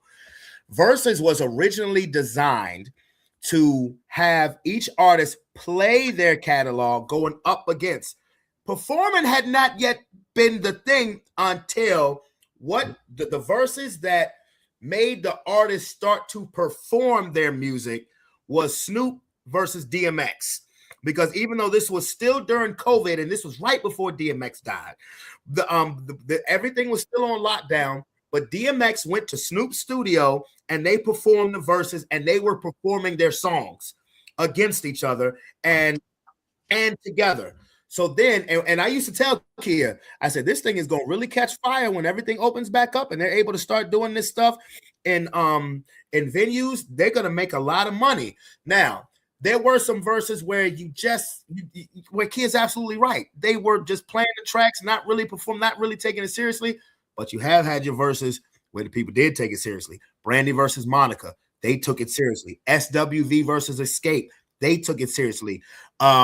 No Limit versus Cash Money. No Limit damn sure took it seriously because they showed out. D Block versus Dipset. Jadakiss had his Jordan flu game moment in that joint. Like Jadakiss took over Madison Square Garden. Matter of fact, Jadakiss called out Dipset. Dipset on the spot because they was just letting their tracks play. And Jadakiss was like, "Nah, nigga, we rappers. Well, we know this is the first competition." You know who didn't take it serious? Omarion and Ray J. No. Trey Songz. Wow. Okay, yes, Kia. Go ahead. Like, first of all, this nigga was under the influence, man, of everything. Man. Okay. He needed some water. Nobody gave him a sip of water before he walked on the stage. You knew you was coming out there to sing high notes. You couldn't even get them out. They never made it to the mic, nigga. Like, what happened? What happened?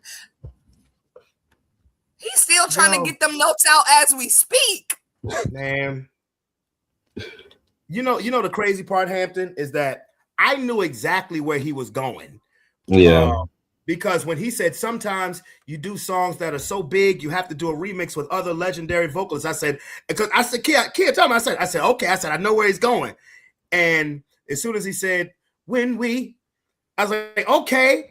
And then when I saw the way Trey looked, I said, no. Y'all check this out. Check this out.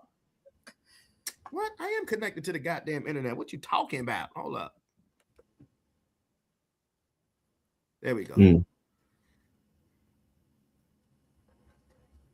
You know, the verses between Tank and Tyrese was going real good until they brought Trey Songz out.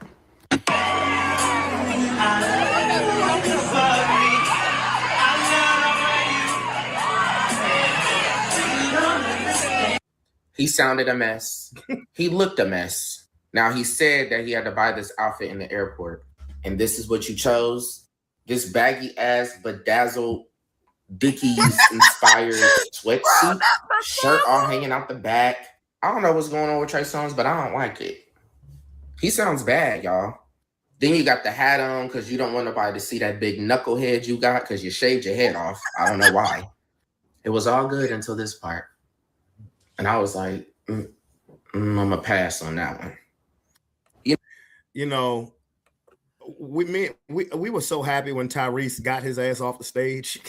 Like, yeah, you needed to leave. Like, I'm so glad.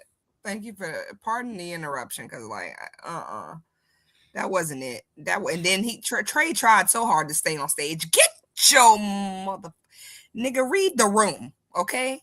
Read the room. I'm like, Trey Songz, you just lowered Virginia. He did not. He lowered his damn self. He lowered his damn self. Fuck you, me. Nope. Like, I would like really when that because I love that song. I love that song. And when Trey came out, I was like, okay, he about to kill it.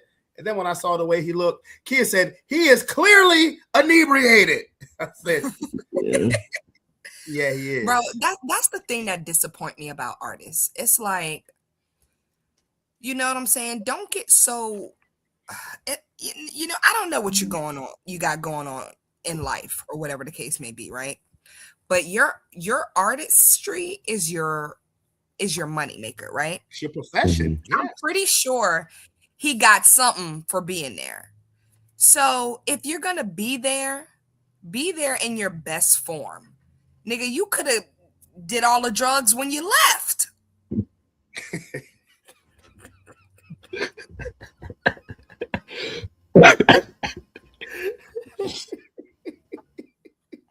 That's all I'm saying. Now, with all of the accolades and the positive fanfare, you've heard nothing but positive fanfare about this versus, with the exception of the Trey Songz part. But where there's a lot of love, you know somebody's going to spew a lot of hate. So this Don't bring up Ray J. Don't bring it.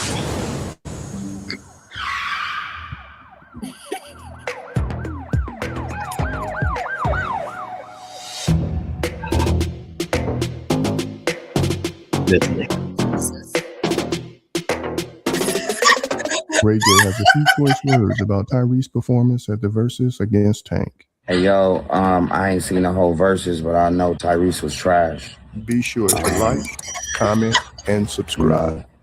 Tyrese was worse than I was on Versus, you know, and I could feel it. I could just feel the turtleneck in his voice and in his mood. Tyrese was trash. I think Tank won. And that's before I even finished watching it, but I can feel the insecurity in Tyrese's voice and his look and his mannerism. Tyrese is completely trash. He always has been. I didn't just say it, The Rock said it as well. Even though he's from Watts, it's just, I think there's much more talented people from Watts that should have got a chance to drink the Coca-Cola bottle and experience love and life. I mean, this is a dude that that definitely cost Dr. Dre $300 million, and he just got his $1 billion back. And even though I'm crazy, and yeah, I'm nobody to be saying nothing about nobody on Versus, but Tyrese's Versus was worse than mine.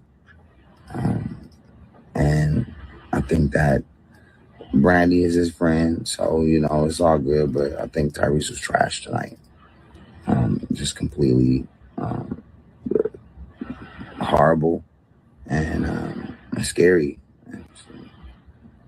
I know it was about celebration, but I think tonight it was about hesitation. And it was about rotation. It was about, like, I don't know, man. I don't want to say nothing crazy, but Tyrese was trash. Kia and Hampton. I heard this morning on my way to work, and I was fucking offended. Nick, you know what? Tyrese should have just put out a video with just the beginning of Nas Ether. I know you ain't talking about me, dog. You what? For the nerve. First of all, Tyrese was anything but trash. He did not win the Versus, but he was anything but trash. But the nerve for what? To say that anybody in history's Versus was worse than yours is just completely ridiculous. Ray J has the worst moment in Versus history. And to make it even worse, it won't even his Versus. Yeah. It wasn't even his goddamn Versus that you complain. Nobody was talking about Omarion and Mario because of the trash that Ray J put on stage. God damn it. Motherfucker. Oh. Some people wish to be a superstar, wish to have a fancy car, wish to have $1 million bucks. Well, I wish I don't be in love. So feel me, pretty baby. I made one wish and I wish it all on you. Making love to the break of dawn, me and you to the baby's born. Till my baby's born. Yo, sing, come on. Till my baby's born. Till my baby's born. Till my baby's born. Till my baby's born. Till my baby's born. Till my baby's born. Till my. And he said Tyrese was trash? Brandon. Kia, go ahead. Brandon Towns Brandon Nakia Bravon Towns. Nakia Weatherspoon. Damn. You not realize that this is a full circle moment for your ass? How many times have we had to sit here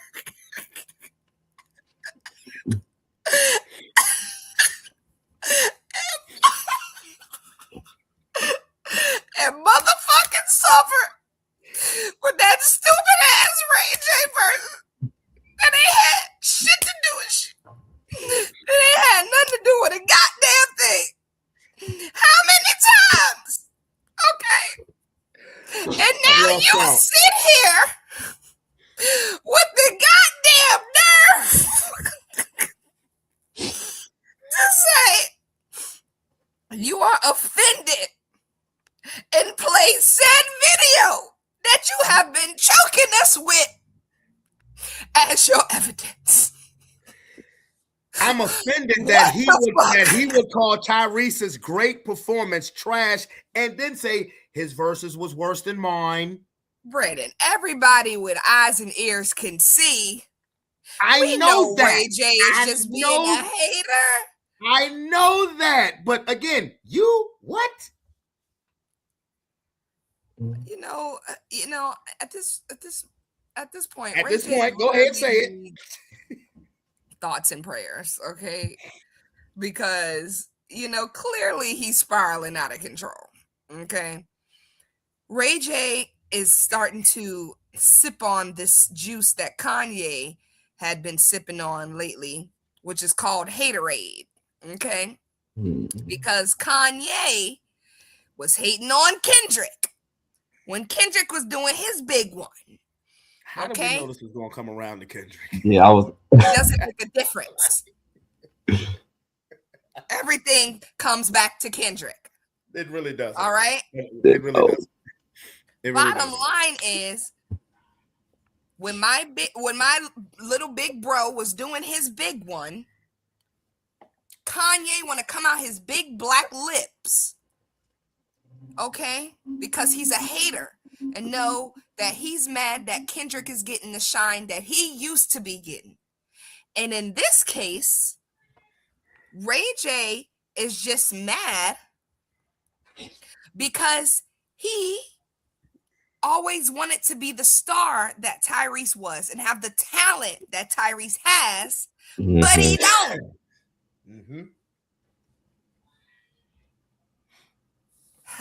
You know what? You know who's giving Ray J his most airtime? Me. Me. God damn it. At this point, Brennan, this is all your fault. No, it's not my fault. I'll be goddamn if I take you are the reason why Ray J feels entitled. Bullshit. Because you bumped that stupid ass shit and made him think he did great. I didn't know. If that's what he thinks, then he's every time he keep checking. He keep going back to check. Oh shit! I keep getting views every time I go back and look on this short. I keep getting views. No. Then he must clearly not be looking at the comments. Exactly. Clearly. Bottom line, Ray J, God bless him. I hope he gets better. I hope he heals whatever is broken. Fix it, Jesus. His voice? You know what? It's not his voice, because bottom line is, if Ray J would stop all the fucking partying and really start disciplining himself and doing vocal training, he could be a great singer because he has a really good voice. He just is not a disciplined singer. He's not a natural singer. He has a good tone and a good quality to his voice, but it don't come natural to him. So he has to work at it. And for him, in his brain, it comes natural. But that doesn't connect with the vocal cords, because in his mind, it comes natural. But the vocal cords say, I got to work for it. And they don't connect. They're not meeting in the middle. All right, Kia. That's how you get the One Wish verses. I got a throwback for you, Kia. I'm introducing everybody to the new turned up Ray J. What it do? What the fuck are you wearing? Oh my goodness. I'm introducing everybody to the new turned up Ray J. What it do? What the fuck are you wearing? And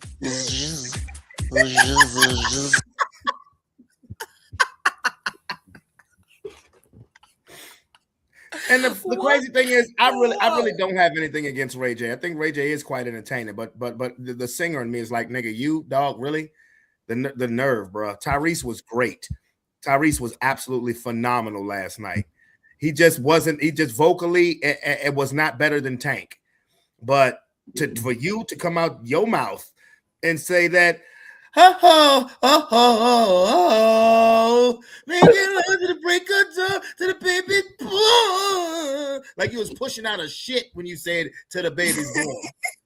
But I mean, what you witnessed there Was a for crash everybody out. who don't, but for everybody or for anyone who don't believe in, like the Bible and spiritual things, what you saw there was jealousy and envy manifesting. No question. That was literally what the Bible warns against. That was a spirit on this nigga, bro. Like Ray J, know he's spiraling. Like he did so much shit and made his life the way it is right now. He is miserable and he cannot find joy and happiness for anybody else. Anybody that does anything remotely good is gonna be trash to him because he's trash. So since he knows and believes that he is trash, everybody else got to be trash with him. But I'm here to tell you, Ray J, you did it to your goddamn self, nigga. We ain't trash with you. You es la basura, not us. What did you say about Levin La Vida Loca? I say you the trash, not us. Okay. Okay. Yeah. What'd you think? Ray J, your thoughts, Hampton? Ray Jizzle. Honestly, I was the exact same shit. I woke up, I was like, oh, let's see what everyone was saying about the verses. And Ray J popped up. I was like, what the fuck are you chiming in for? You also didn't even have a verses, and yours was trash. Like you came in for one wish, and I wish you didn't show up. Yeah. Exactly. We only wish you would shut the fuck up. That damn near pissed me off. I was like, no, what? I don't care what everyone else is saying anymore. That shit pissed me off. I don't care anymore. Bro, that's how I was, bro. I was on my way to the daycare, and I heard that shit. I was in my car screaming. I was like, what? Like, nigga, what did you say? I was like, I do not care. Like, I'm over here looking like, oh, everyone's like, they liking it. Tank one, Tyrese one. Like, I was like, great. And then Ray J's like, Tyrese was just ass. Like, what? No, he wasn't. And then to say his verses was worse than mine. I was like, I can't. It's too early in the morning for this. And then, like, if it's early on our side of time, what, nigga? You on the West Coast? That mean you up way too early on this type of shit, nigga. He probably said that shit right after the fucking verses was over. Because mind you, West Coast time, remember, it ended at 10:30 here. Yeah. So West Coast time, it was 7:30 when it ended. Oh, so he probably still partying. Yeah, he probably said that shit after the joint was over with. And just and you know, so but still, it's like, bro, come on, man. Like, bro, stop. Mm-hmm. Like, stop. Like, stop. Like, you like really? Yeah, no, really? Yeah, that shit pissed me off. I was like, that shit pissed me off too, bro. I ain't gonna hold you. That shit pissed me the fuck off.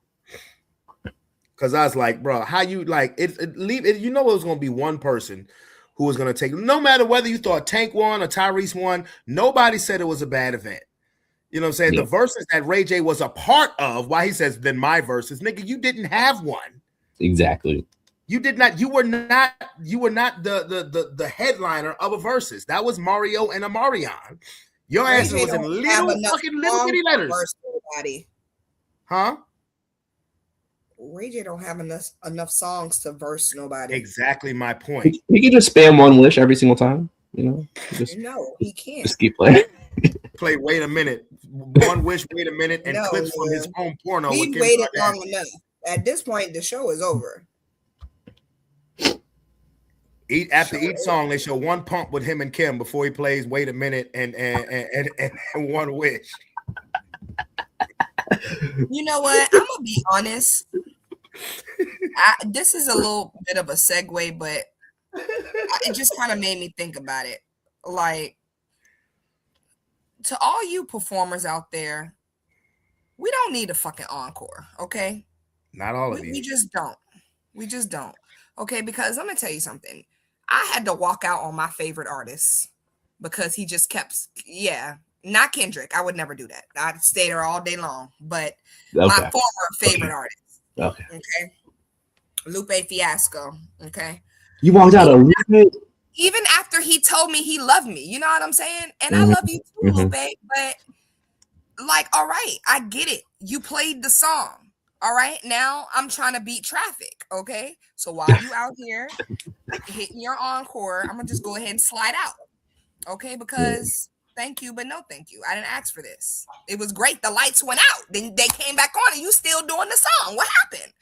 I don't get it. I don't need that. Also, B.O.B., this nigga took it to the extreme. Okay, because nigga, there's no reason you have to do the same song 4 times in a row. I was gobsmacked. I could not believe it. Bro, that's everyone's favorite song, though. Hostage. That's everyone's favorite song. I couldn't leave. I couldn't leave then. It won't like I could beat traffic then. It won't like he was the closer. Nigga, he was at the beginning of the show. I had to just sit there through it. You know what song it was? What song was it? I'm in my zone, I'm feeling it. Stop blowing my buzz, quit killing it, bro. I start throwing chairs off of that song. I could have lived with it because that was my. He played that 4 times in a row. I'm staying. Yeah, that was my shit. I'm staying. I was like, yo, bro. At this point, I was sitting down. I propped my feet up. I was eating popcorn. I was fanning myself off. This nigga was walking through the crowd. I was like, we're over it. By the second time. When we went to Shag Fest, Pharrell did Happy for 15 fucking minutes. It doesn't make a difference. Pharrell is a goat. He was singing the motherfuckers in wheelchairs and shit, Happy for 15 minutes. And I'm also said he loved me then too. Like, that's one thing I want to give a shout out to all my favorite celebrities who show love to me, because y'all don't really have to, but y'all do. And I appreciate the love. So thank y'all. Nah, Pharrell was playing Happy. I can't listen to that shit. Oh, damn. I can't really listen to it now, but I listened to it then. And then also when I watched Despicable Me, because yes, I am a grown ass child and I do watch cartoons. So when I watch Despicable Me, I know the whole Despicable Me, all the songs, all the soundtracks, like, and they're all Pharrell songs. And he did the soundtrack to all of them. Far away. Anywhere. But let's talk about the one he recently did where he was taking subtle jabs at Drake. Yeah. Double Life that he did for Despicable Me 4. Now, you shouldn't put your personal disses in a children's movie soundtrack, though. It doesn't matter. He did it. I'm just saying. That's just my personal opinion. At this point, Drake made it personal. Drake has bounced back, to be honest with you. I mean, I don't look at him the same. I don't think anybody will. Matter of fact, I bet you with a BBL, you could bounce back too. No, I'm just saying, like, honestly, if Drake had just shut the fuck up and not drawn the lawsuit, if he had just took his L like a man, like hip hop culture, you know, instead of drawing your lawyers into it, all he had to do was keep making hits and he would have been just fine. But he's always going to be remembered for that. About Drake, like Brandon tried to call me out, telling him I was a Drake fan before the. She was. First of all, don't get it twisted. Don't be acting like I was out here buying albums, because I wasn't. No, all right. Don't be acting like the last time either of us bought a goddamn album. It don't matter. I won't streaming. I just listened to it when it came on. She asked me to make her a whole file folder of Drake. I don't remember that. And it's still on the desktop to this day. Allegedly. Ain't no damn alleged to that. Regardless of the fact. See? See? I don't. She was a Drake fan. I don't take away from the music Drake has contributed. I like a lot of his songs, but where he fucked up at is when he came for my brother. That's all I'm saying. Mm-hmm. Don't fuck with me, familia. But bottom line is, I feel like I will still listen to some Drake songs, even like some new songs. I'm not saying I will never, but you know, You want to know something funny? I see him in a different light because of too. how he moved. I do too. Throughout the beef, and that kind of made me feel some type of way. Because I'm like, dude, at the end of the day, it's fucking rap, bro. It's rap, yeah. Like, chill out. Stop being a bitch. Exactly. No, I agree with you. I think everybody sees him in a different light. But I used to fuck with Kid about this last year because you know what one of Drake's hit songs was last year? Like Kid talks all this shit about him for the last year. You know what one of his hit songs was called last year in 2025? Oh my God. No Which Kia. one?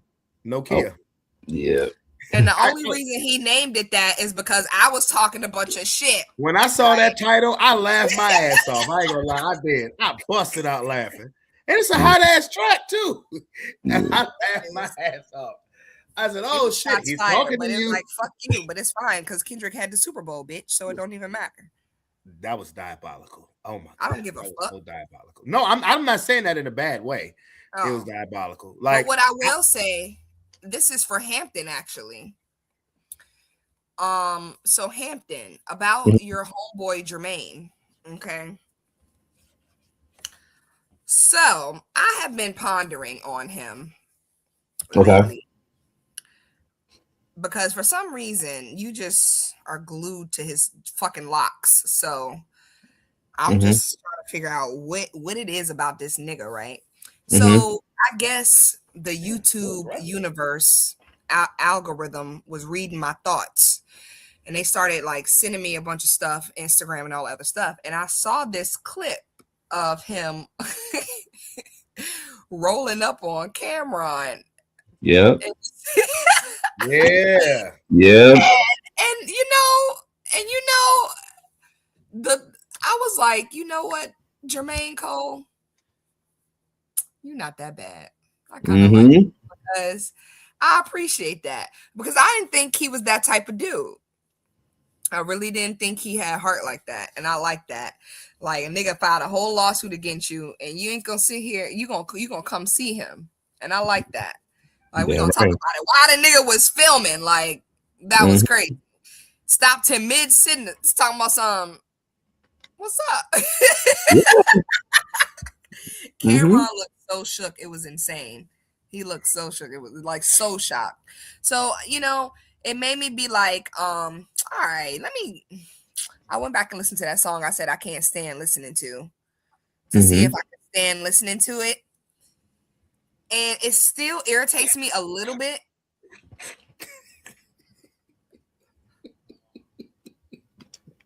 But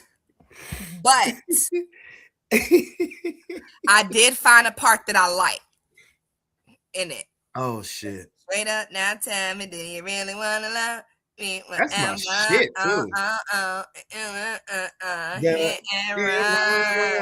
like how he dragged out the run. I was like, I tell you, I just really want to cut. We're together. You got like 50 other songs that do the same shit, Kia. I like that part. Hey, you wait a minute, hold on. You just went back and listened to that song? Yeah. Kid, that song came out when we was in our 20s. Okay. I was bumped. Damn. What that got to do with me? I didn't tell him to make it back then. Bro, put on some new shit. But what I'm saying is I used to play that shit a lot back when Roman was a baby. I don't recall. Hampton, I used to play that. You know why? Because for one, I tell you why I fuck with that song a lot in particular. Because one, when I was a kid, I loved the real straight up version from Paula Abdul.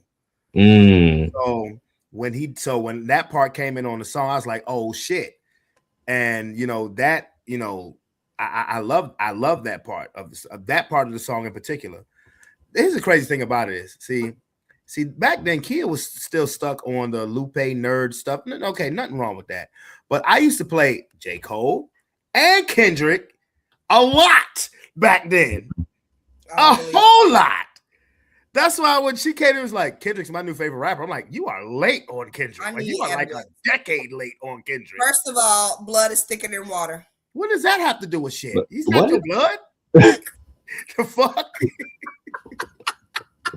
I was playing Kendrick back in like 2012. I've always listened to Kendrick, so it doesn't really matter, is what I'm trying to say. That's and not J. Cole. I've never listened to J. Cole. You a lie, because you used to like that song. You got me up all night, constantly singing that love song. You got me up all night, constantly singing that love song. How I go? I just sung it. You just. I literally just sung the hook. I'm about to log off. Would you believe me if you said I'm in love? No, I need a verse. I need a verse. I need a verse. Go ahead, Hampton. Drop the verse, man. Is it a slow song? It's a mid-tempo song. The beat is crazy, actually. All right. What's a fast song that he did that I would know? What's the song he did with Missy? Nobody's perfect. Nobody's perfect. Got to give it to me, yeah. Missy does the hook. You want the boat, you rock the boat, Poseidon. I love to do my thing, and baby, I love to do your thing. Nope, don't ring a bell. I'm sorry. Cole, man, if you heard it, you'd be like, oh yeah, man. What else? Give me another one. Cole's had hits for years. You said hoes? I said Cole's. I said Cole's had hits for years.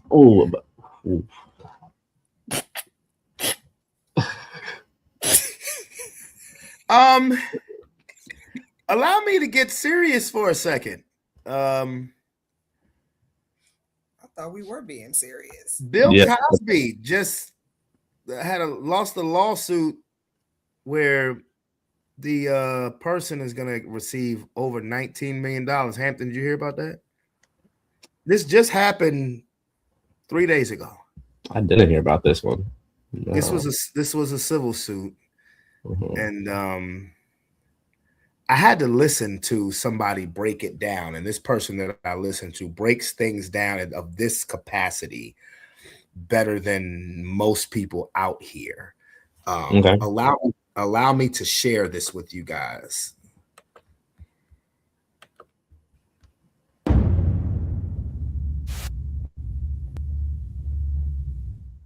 Dr. Umar, welcome back, my guy. Peace, peace, peace, peace and Pan-Africanism. Happy spring equinox. All is good. Yes, indeed, man. Yes, indeed. We got a lot to get into, man. It's a lot going on right now that I want to talk to you about. I guess we could start with Bill Cosby. You heard about his situation? The woman coming out accusing him of assault, and she just got awarded $19.2 million. You heard about that? Yes, I did. Yes, I did. And before I get into the Bill Cosby lawsuit that was decided today by a civil jury in Los Angeles, I want to go back to the Cosby Show itself, because I don't think Black America is clear on how strategic America is. The government, the power structure, I don't think we know how clever they are when it comes to socially engineering the society. And the reason I want to go back to the Cosby Show is there is a direct relationship between the Cosby Show, A Different World, the Chronic album, the Doggy Style album, the Rodney King verdict, and the Bill Clinton crime bill, which was the largest and most expansive crime law in American history. So let's go back to March 3rd, 1991. On March 3rd, 1991, Rodney King is basically stomped out, primarily by 4 police. We all saw it all over the television. Spike Lee used it as the introduction to his movie about Malcolm X. So it was all over the country. It was seen all over the world. A defenseless, possibly inebriated Rodney King just being beat like an animal by these 4 police. Before we go, for a second there, I thought that his shirt said 6'7" until they zoomed in. See, that's you spending too much time with these kids. You ain't lying. Kia, you good? Great. You sure? Yeah, I'm just watching Dr. Umar. Okay. All right. Cool. Okay, well, damn. Let's get it. Damn. What'd you say, Kia? I said peace and Pan-Africanism. Let's get it. That was May 3rd. Excuse me, March 3rd, 1991. On April 29th of 1992, the jury acquitted all 4 officers of wrongdoing. On April the 29th, that very same day, the Rodney King riots begin. These are the most far-reaching riots in Los Angeles since the Watts riots of the 1960s. The very next day, not next week, not next month, not next year, the very next day after the Rodney King verdict was issued, followed by the Rodney King riots on April the 30th. So the verdict and the riots are on the 29th of April. On April the 30th of 1992, The Cosby Show would play its last episode and it would be snatched off of television. I am of the opinion that the reason The Cosby Show had to be removed from television is it was too strong of a symbol and an image of Black excellence, of Black family, of Black progress. So they had to remove it. Why?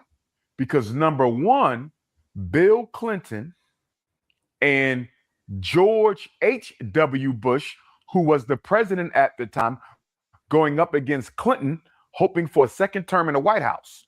Both of them are running on a platform of getting tough on crime. Okay. Before I just want to ask, Kia, I'll start with you. Based on what he said about them pulling the Cosby Show off the air and the reasons why, and based on where he's leading to, what do you think of that? I mean,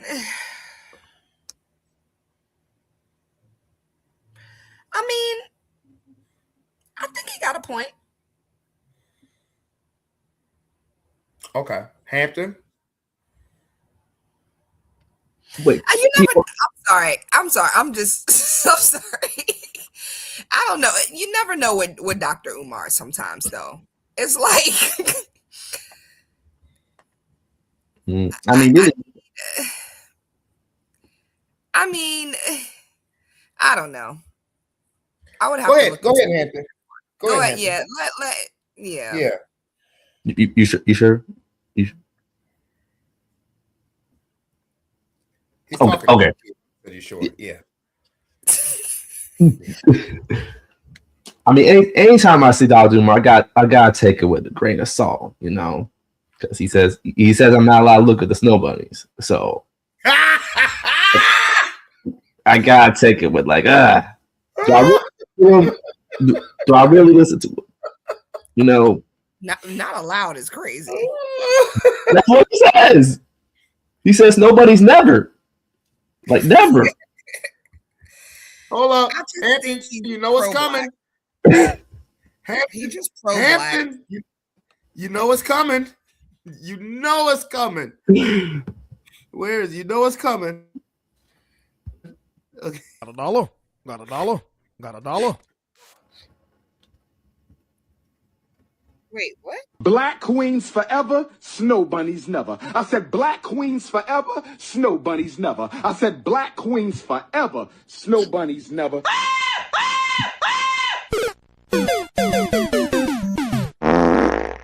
I have a question. What's your question? Dr. Umar, wasn't he accused of being with a white woman? He was. He was. Really? Mm-hmm. Really? Yes, he was. Elaborate, please. No, I'm pretty sure I heard about this. Mhm. Please So it's like elaborate. my whole thing with Dr. Umar is like, I like what I feel like the idea of a Dr. Umar. You know what I'm saying? I feel like the idea of a Dr. Umar is a great idea. This, educated black man who's pro-black and wants to educate the black people about where we come from and where we are and where we're going and all of this and that and but the thing about it is I feel like the thing with people like Dr. Umar who, kind of put themselves on this pedestal is one thing he tends to forget is that he's still flesh and blood human being with flaws. And you can't put yourself on this pedestal and preach to the masses about X, Y, and Z, but you live in the opposite behind closed doors. People are not going to take you seriously. Like they're going to, you can't sit here and say what Brandon just played yet be creeping with the snow bunnies. You just can't. So, when he says stuff like this, it's like I want to listen to it, but I have to do my own research because, like Hampton said, you do have to take everything Dr. Umar said with a grain of salt because you just never know. The nigga I don't know where the nigga be at sometimes. I'm gonna be honest. Now, so Brandon, you want to know the story? Yes, please. All right, so of course everyone knows Dr. Umar. He wants to, tell black people like we gotta stay together. Black men gotta date black women, vice versa. My niggas. Yeah. But the same Dr. Umar was caught lacking. He was in the mall and someone was recording him talking to a white girl, and he very much was trying to like talk to her, try to get her number. He was shooting a shot, 100%. Yeah. And then he found the same video. I don't think it was the same day, but like I think he caught it like a day later. So then he made a video about it. He was like, "Hey, she just came up to me and was asking me questions. I was just entertaining it." But in the video, you clearly see he went up to her first. It was not the other way around. Okay. Yeah, so I can believe that. 100,000%. I don't know. We got to start citing our sources, people. That's all I'm saying. No question. Now, I'll stop this again in a few minutes because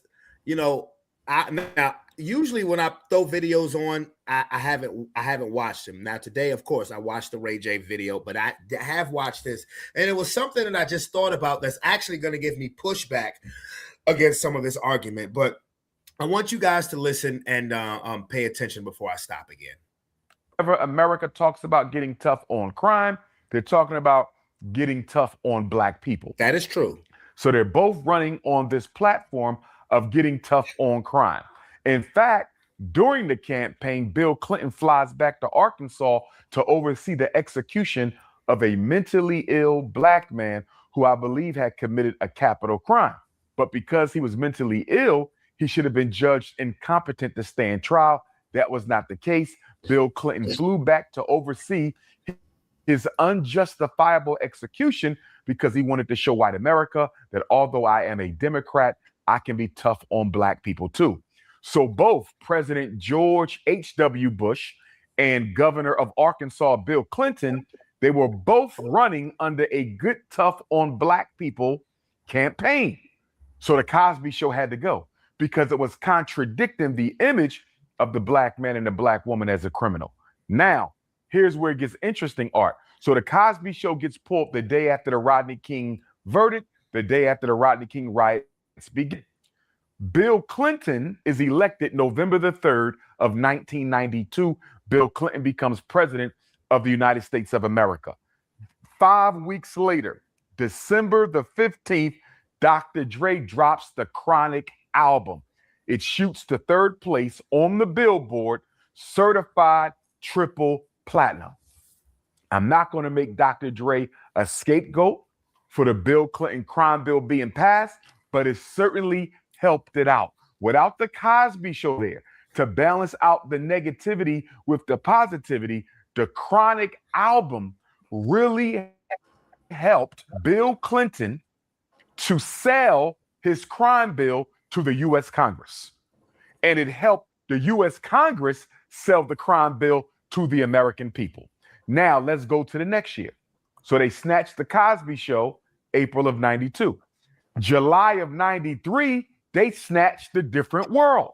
Now, these are the two most positive black sitcoms on television at that time.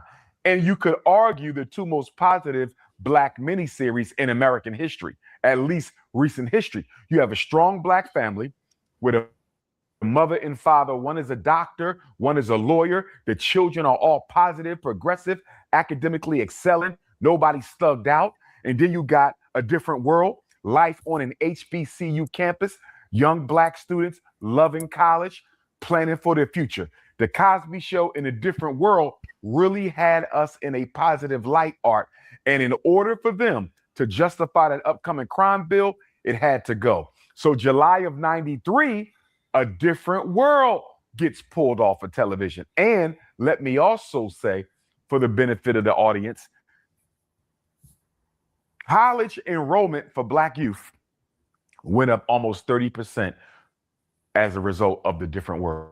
While that show was on, college enrollment for black youth went up nearly 30%. So they knew that there was a positive impact that both the Cosby Show and The Different World was having on black America, but it didn't fit the agenda for the Bill Clinton crime bill and therefore the mass incarceration of black men and black women. Remember, we're dealing with crack hit the 80s. Crack is still a big thing in the 90s.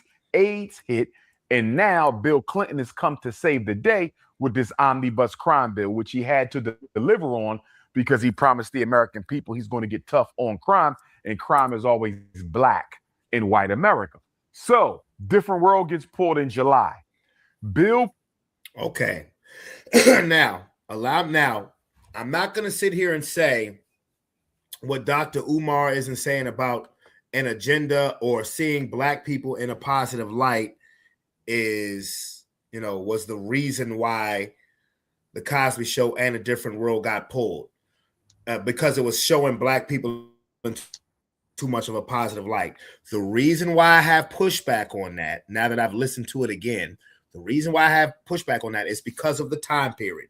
Cosby Show got pulled in 1992. Different World got pulled in 1993. But those were not the only two black sitcoms on television that depicted black people in a positive light, with two-parent households, successful black families. Can you guys name me the other two?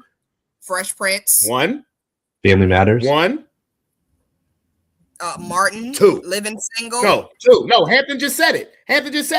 In that time period, the time period where Dr. Umar is talking about, 1992, 1993, both of y'all guessed it. Fresh Prince and Family Matters. Fresh Prince. But those still want the other ones. Remember Hanging with Mr. Cooper? No, you're right. But when you're talking about remember, UPN was not a major network when Hanging with Mr. Cooper was on there. But Fresh Prince was on NBC. Black show. It was, but remember, the Cosby Show was on CBS, followed by A Different World. Fresh Prince was on NBC. Family Matters was on ABC, TGIF. Kid, remember, we love that shit. And Family Matters was on before the Cosby Shows even got pulled off the air. Both of those shows were on before the Cosby Show got pulled off the air, because Family Matters debuted in 1989. Fresh Prince debuted in 1990. The Cosby Show didn't get pulled off the air till 92, A Different World 93. So while I get what Dr. Umar is saying, and that could have been a method of thinking, but that was not the only black positive depiction of a black family on mainstream television. You get what I'm saying? We had Fresh Prince. Dr. Umar. It's like, and he's not the only one who does this though, but a lot of people will, filter out the facts to fit their own narrative. You know what I'm saying? To push their own agendas. So like, even if they come in the form of good and pushing peace and positivity, it's still important for everybody to fact check everything everybody say out their mouth. Absolutely. Because what he's saying may have some basis in facts, but you're not telling the whole story, because if that was the case, they wouldn't have no black shows on Aaron. Right. Exactly my point. Because what, like you said, you just hit the nail on the head. What Dr. Umar is saying may be factually correct, but it's incomplete. Because let's think about Fresh Prince. Let's think about the Fresh Prince family, contrary to the Cosby Show. They were rich. They're in Bel Air. Yeah. You know, Uncle Phil was a lawyer who became a judge. They go into a pristine academy, Bel Air Academy, and then think about Family Matters. While they weren't Fresh Prince rich, but what was Carl Winslow? A cop? He was chief. Wasn't he chief? He ended up being chief by the time the show was over. Would be chief. What was Steve Urkel? A genius. A nerd. Genius. A genius. He was like the Black Einstein. He was just clumsy as fuck. Mm. You know, so I mean, Kia, you're absolutely right. People have to say what they got to say to fit their narrative. But like I said, Dr. Umar, again, while he's saying what he's saying may be factually correct, it's incomplete. Because I know, because like, you know, you said hanging with Mr. Cooper, you know, while we love, as Black people, we love all of those UPN shows, Hanging with Mr. Cooper, the Jamie Foxx show, Moesha, all of us, all of that stuff, you know, Malcolm and Eddie. UPN wasn't considered mainstream. You know, when you talk about Black people. It was for Black people, but when you talk about, but did we miss CBS or ABC with the Family Matters or NBC with Fresh Prince or even Fox with Martin? See, Martin was more hood. Yeah. Living Single, Martin was more hood. Living Single was professional, but it had a blackness about its professionality. Let me tell you my gripe right now. I love Living Single. I absolutely love Living Single, but what you need to realize is that I'm so tired of people copying Black culture, because Living Single was Sex in the City before Sex in the City. Yeah. Mm-hmm. Yeah, you're right. Yes. Yep. So let's give credit where credit is due. Say it again. Living Single was Sex in the City before Sex in the City. Yes. And see, that was on a major network because by the mid-90s, Fox was up there with the big boys, with CBS, NBC, and ABC. Fox was there. Exact formula. The only difference is they were, you know, taping it with a live studio audience, allegedly, because they might have just been putting noise in there. You never know. Right. But anyway, bottom line is like, it's just like, you know what? Never mind, because I was about to go off on a whole tangent. Let me not. I'm gonna let you keep playing the video. Okay, all right. Keep going with your flow. Okay. Clinton's crime bill gets introduced October 26, 1993. So only a few months after they pull a different word. So the Cosby Show is going, different word is going.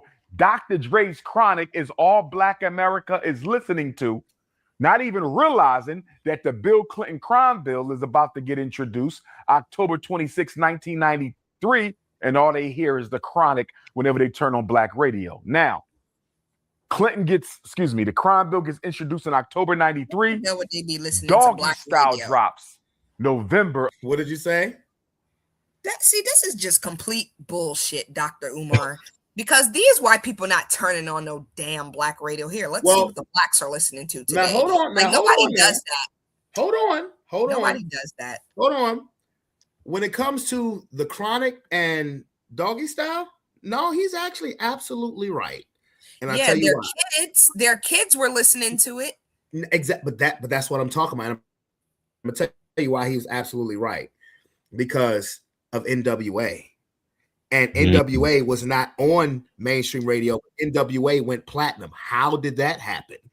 That happened because it was more white people buying NWA than it was Black people. So Dr. Dre was in NWA. He was the main producer. Snoop Dogg is a descendant of NWA. Now Death Row has the major streaming deal because of the money that NWA brought in. So he's absolutely right when he talks about the influence that the Chronic in particular and Doggy Style had on making laws when it comes to Black people, because those albums were number one in the hip hop and R&B charts, especially Snoop's because of the Chronic. Snoop was the most anticipated rap album ever at that point in time in history. So he's right about that.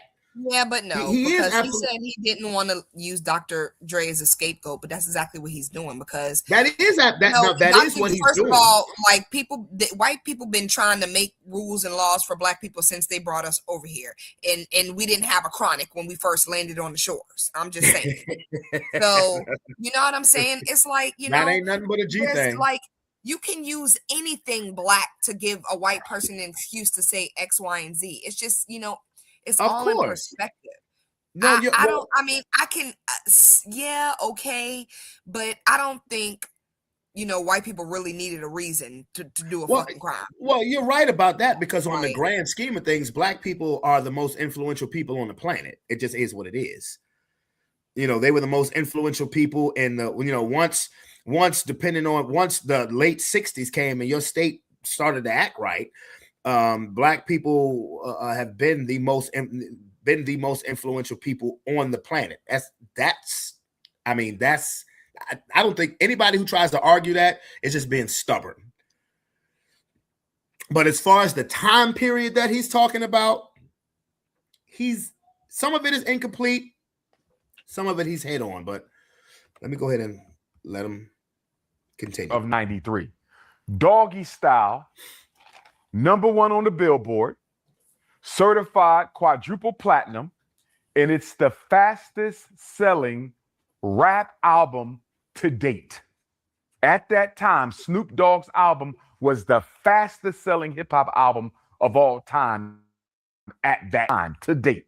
So now you not only got the Chronic, you also got Doggy Style, and you don't have the Cosby Show or the Different World to counteract the negativity. In less than a year after Snoop Dogg drops Doggy Style, the Bill Clinton crime bill passes Congress. He signs it less than a year after the Doggy Style album in September of 94. Now, Art, this Bill Clinton crime bill not only gave us mandatory minimum sentencing for nonviolent drug crimes, something we never saw before in American history. You never had mandatory minimum sentencing for drug crimes. In fact, you never really had it for a nonviolent crime at all. 3 strikes and you out. You could go to jail for the rest of your life if you get 3 felonies. That was unprecedented. Not only that, $10 billion for new prisons. Let me say that again. $10 billion for new prisons. Money for 100,000 new police, Art. They put 100,000 new police on the streets. The whole bill was about $30 billion to lock up black people. $30 billion. And they used the Rodney King riot with Dre's Chronic, with Snoop's Doggy Style, pulled off Different World, pulled off Cosby Show to do it. And let me say, I supported the Rodney King riot because what they did to Rodney King was wrong. And when you hurt one of us, you hurt all of us. So I believe the Rodney King riot was absolutely justified. And as I've said before, O.J. Simpson, rest in peace, he owes the brothers and sisters who participated in the Rodney King riot a big thank you. Because if it wasn't for the Rodney King riot, O.J. Simpson would have never got off. O.J. Simpson got off because Los Angeles could not afford to burn again, Art. They could not afford to burn again. Remember, the O.J. Simpson trial is only 2 years at Rodney King riot. They were still rebuilding Los Angeles when Rodney King got stomped out by those 4 racist police. If they would have convicted O.J., Los Angeles may have burned again. That is 2 complete destructions of a major city right about that in a 3-year period. America couldn't allow it to happen. That's why O.J. got off. So not only was it 100,000 new cops, not only was it $10 billion for prisons, they expanded the death penalty, Art, to include 60 new crimes. Not 6, 60. You could now be executed. Your life could now be taken from you for 60 new additional reasons that previously did not exist. And we are still suffering the aftershock of that Bill Clinton crime bill. So I just want us to be clear, Art. The reason I'm bringing this up is I don't think we recognize how the degeneracy in our culture, okay? Sometimes we don't recognize how the way we present ourselves on social media, We don't recognize the impact that movies and television and radio and media has on how people see us and how that in turn empowers the government to undermine and work against us. Don't get me wrong, Art. The Bill Clinton crime bill, which was the largest crime bill in American history, may have still passed Congress with or without the Chronic and Doggy Style albums. I want to be clear. It may have still passed Congress, but guess what? The Chronic and Doggy Style made it easier because now you had the videos and the lyrics and the music to go along with the narrative in Congress in Washington, D.C., that these people are nothing but criminals. It played to the narrative. Now, Bill Cosby today. Mark. Thoughts? Dr. Umar is tired and he needs to take a nap. Okay, he has this shit is exhausting, bro. It's like, nigga. Hey, you notice one thing he's not doing anymore, though? What? You notice one thing he's not doing anymore? What? He's not repeating things 3 times. Yeah, he used to do that a lot. Yeah. I mean, bro, it's like, okay, so what else is new? My thing is, the thing I'm tired of, I guess, and I'm just kind of exhausted over it, is because it's like, all right, we already know this. You know, they're all out to get us, you know. Okay, so what's the fucking plan, my nigga? Let's talk about the plan. That's the only fucking thing I'm trying to discuss now. All right, nigga, we know the problem. All right, and we know the people who causing the problem, nigga. So what's the plan? Did you hear the way you said it when you said that? She said, so what's the plan? Hampton, thoughts? I mean, like, you really think he got the answers? Like, he don't got a plan. He just want to make points after points after points, and then sprinkling his opinions in there. Okay, well, now he's just finished up with the story that I feel like he just wanted to get off his chest. No facts. Now he goes into current events. Now, this may change at least what you think he's talking about. Okay. 23rd, 2026, Bill Cosby was sued once again. The lawsuit was entered in 2023. So the lawsuit was 3 years ago. The verdict was today, and it was a civil suit. There's an old white woman who claims Bill Cosby gave her 2 pills, drugged her with 2 white pills, and she was a waitress at a restaurant. She was not a celebrity. She was just a waitress. But she claims Bill Cosby gave her 2 pills. I believe they knocked her out. She alleges sexual assault. The problem with the case, and I don't trivialize violence against women, as I've said before. I don't care if they black, white, red, green, or purple. No man has the right to take advantage of a female. The problem I'm having with this art is it happened 54 years ago in 1972. How can you prove that anybody sexually assaulted someone 54 years ago? What evidence, what DNA, what witnesses, what circumstantial evidence do you have to prove Bill Cosby did this to this waitress 54 years ago? I can't say he didn't. None of us can because we were not there. Our question is, as it relates to justice, how can you prove that he did this 54 years ago?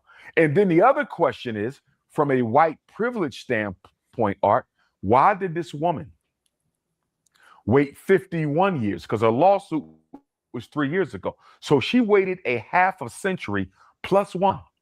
She waited a half a century plus 1 year to file a civil suit when she could have had Bill Cosby locked up and put under a jail back when this happened. Now, I understand trauma. I'm trained in psychology. My doctorate is clinical psychology. I understand that there's trauma there, and there's a lot of shame there, and there's a lot of misogyny in public, even within the criminal justice system, that would force a woman, black or white, to not want to come out and identify the accuser, especially someone as powerful as Bill Cosby, because in 1972, Art, he is undisputedly the biggest black celebrity in the world in 1972. Remember, Bill Cosby opened up the door for Richard Pryor. In fact, if it wasn't for Bill Cosby, every comedian you see today, not just Kevin Hart and Will Smith from Philadelphia, but every comedian you see owes a debt to Bill Cosby, because he's the one who really put black entertainers, comedians, and actors on the big screen. Cosby's the first to do that. So whether you talking comedy, whether you talking acting, I don't care if you're Denzel Washington, Sidney Poitier, you owe a debt to Bill Cosby and what he did. But anyway, getting back on topic, if I'm one of Cosby's lawyers, I would have to ask the woman in question, why did you wait 51 years to file this suit? Now, Art, it also gets even more interesting. Why?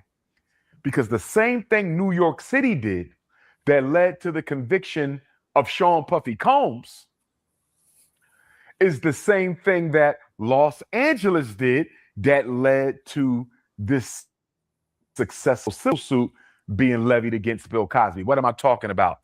Los Angeles had recently, Art, created a window where survivors of sex abuse could sue their perpetrator in civil court for crimes that took place a long time ago.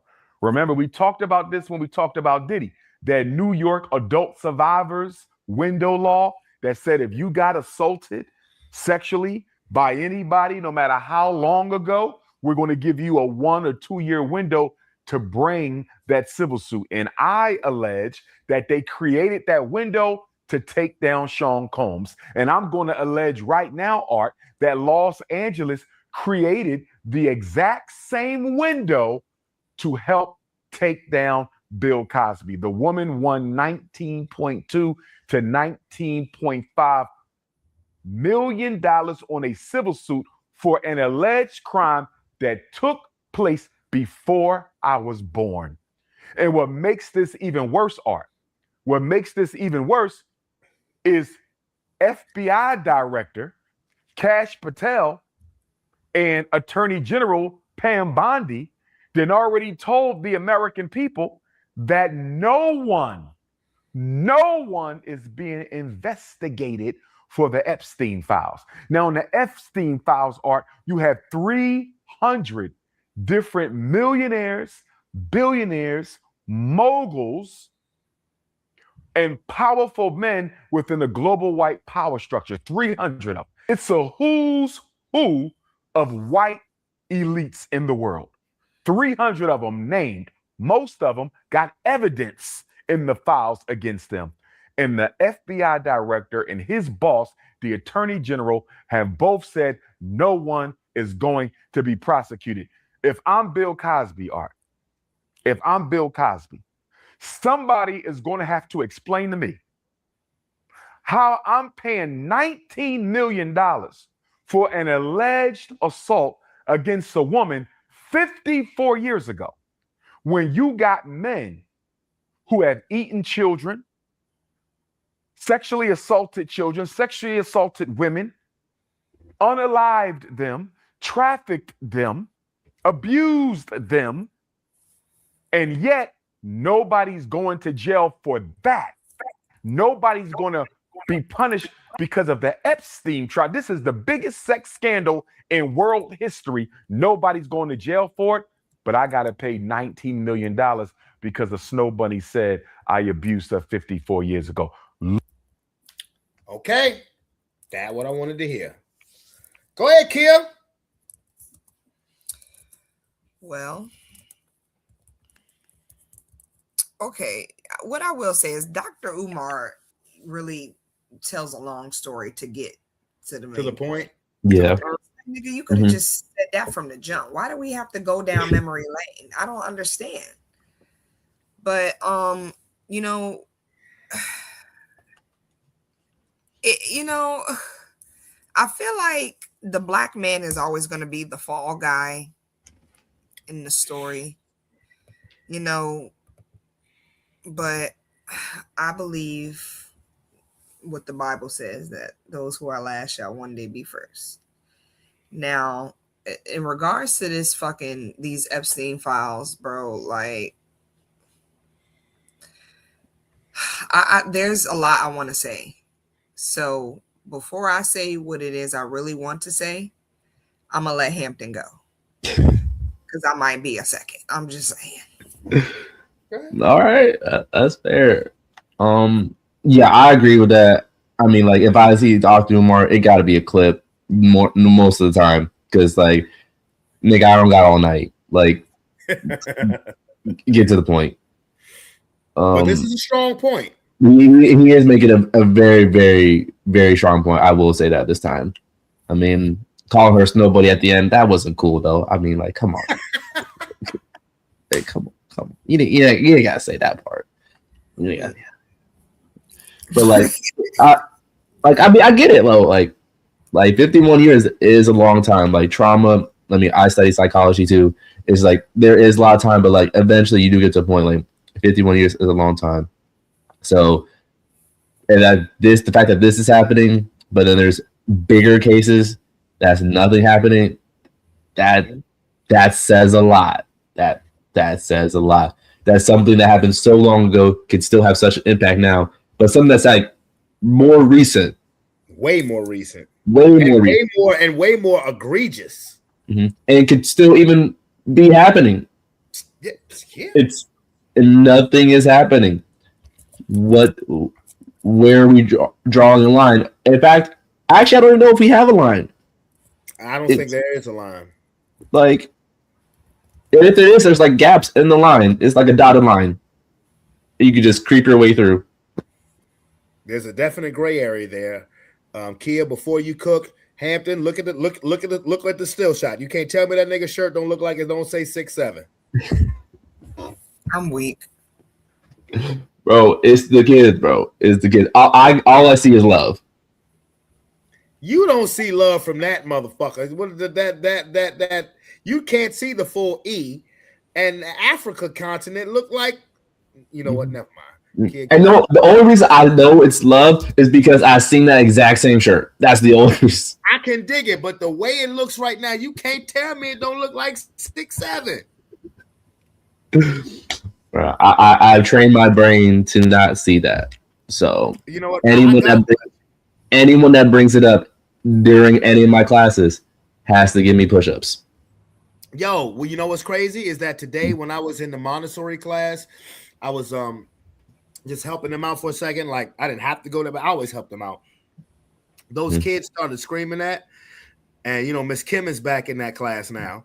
And like I straight up told the kids, I said, yo, y'all need to stop saying it. I said, yo, Kim, I said, if they say that, sit them down.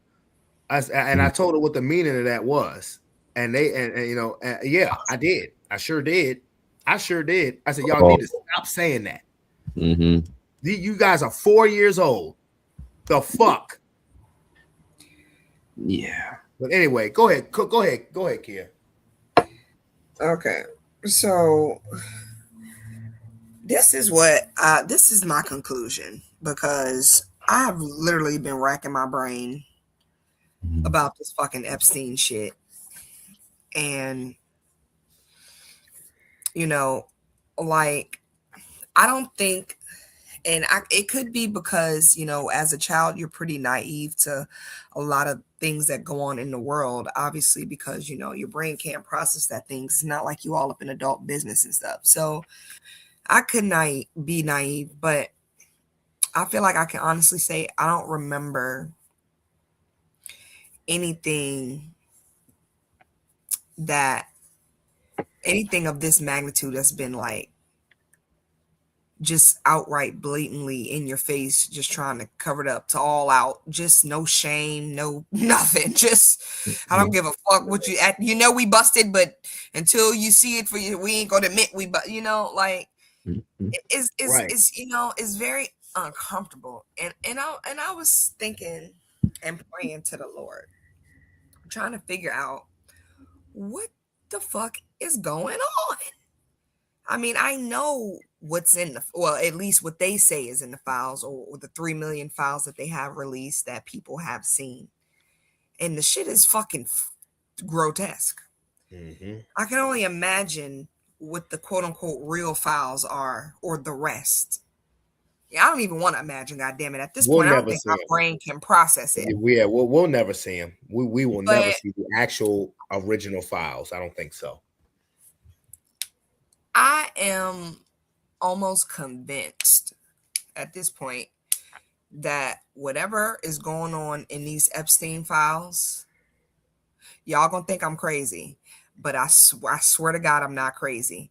It reminds me of a movie that we used to watch, Brandon, and not exactly the way it happens in the movie, but just the way people, the energy is.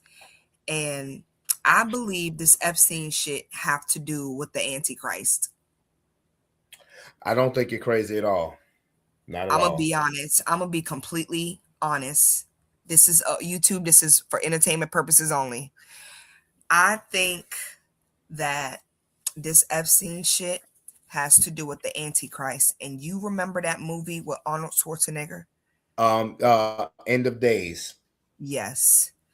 It Yeah. is giving them vibes so hard because I'm sitting here thinking, like, these niggas are pulling out they are pulling out the apocalypse playbook. Like, I literally looked up all the shit that has been happening in the world since the DOJ and the FBI came out saying that there was nothing to see here. It ain't even been a whole year. That was in July of 2025. Okay. And all the shit that's been going on in the world since then, just to name a few. Big ass earthquakes over, like 8 whatever and on the Richter scales in the Pacific, all in different places all over the world, right? Floods. Remember the floods they had in Texas that killed a bunch of people, just places that don't usually rivers just go, the weather acting crazy. All right, what else? Tariffs. Donald Trump threw a loop in there with all the motherfucking tariffs. Everybody, through the whole world economy, everybody going crazy. We don't know what's going on. Stocks drop. People don't know. Fuck, niggas buying gold. Like, what the hell is going on? Okay, what else? Let me see. Oh, what else has happened? Fucking Charlie Kirk. Charlie Kirk has happened since the Nothing to See Here. Oh, what else has happened? The first strike on Iran. Remember that happened? Let's see. What else happened? Oh, the fucking war we're in now. A ton of congressional hearings on quote unquote UFOs. It's just it's everything. It's everything. It's a lot of just nonsensical, in your face, get your mind off of, look over there, and I just prayed. I was like, Lord, what is it? And I honestly feel like it has to do with the Antichrist. Think about it. You don't sound crazy at all. Actually, Kia, remember I told you a couple days ago when I told you I went to sleep, I woke up and Big Homie CC, it was a YouTube video with Big Homie CC, right? This was a video that just happened, I think, last week. And he was asked a question about what's happening now as far as the war and how certain countries view this. And he said certain countries view this because they're trying to force upon Armageddon so it can bring about the Antichrist. That's exactly what he said.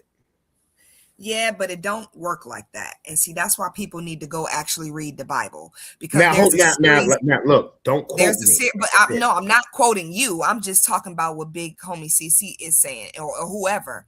The thing about it is, and I've said this before, if there's one book that I've paid attention to is Revelations. Okay, just tell me the beginning, Lord, and tell me and then part about Jesus. Those are the most important parts to me.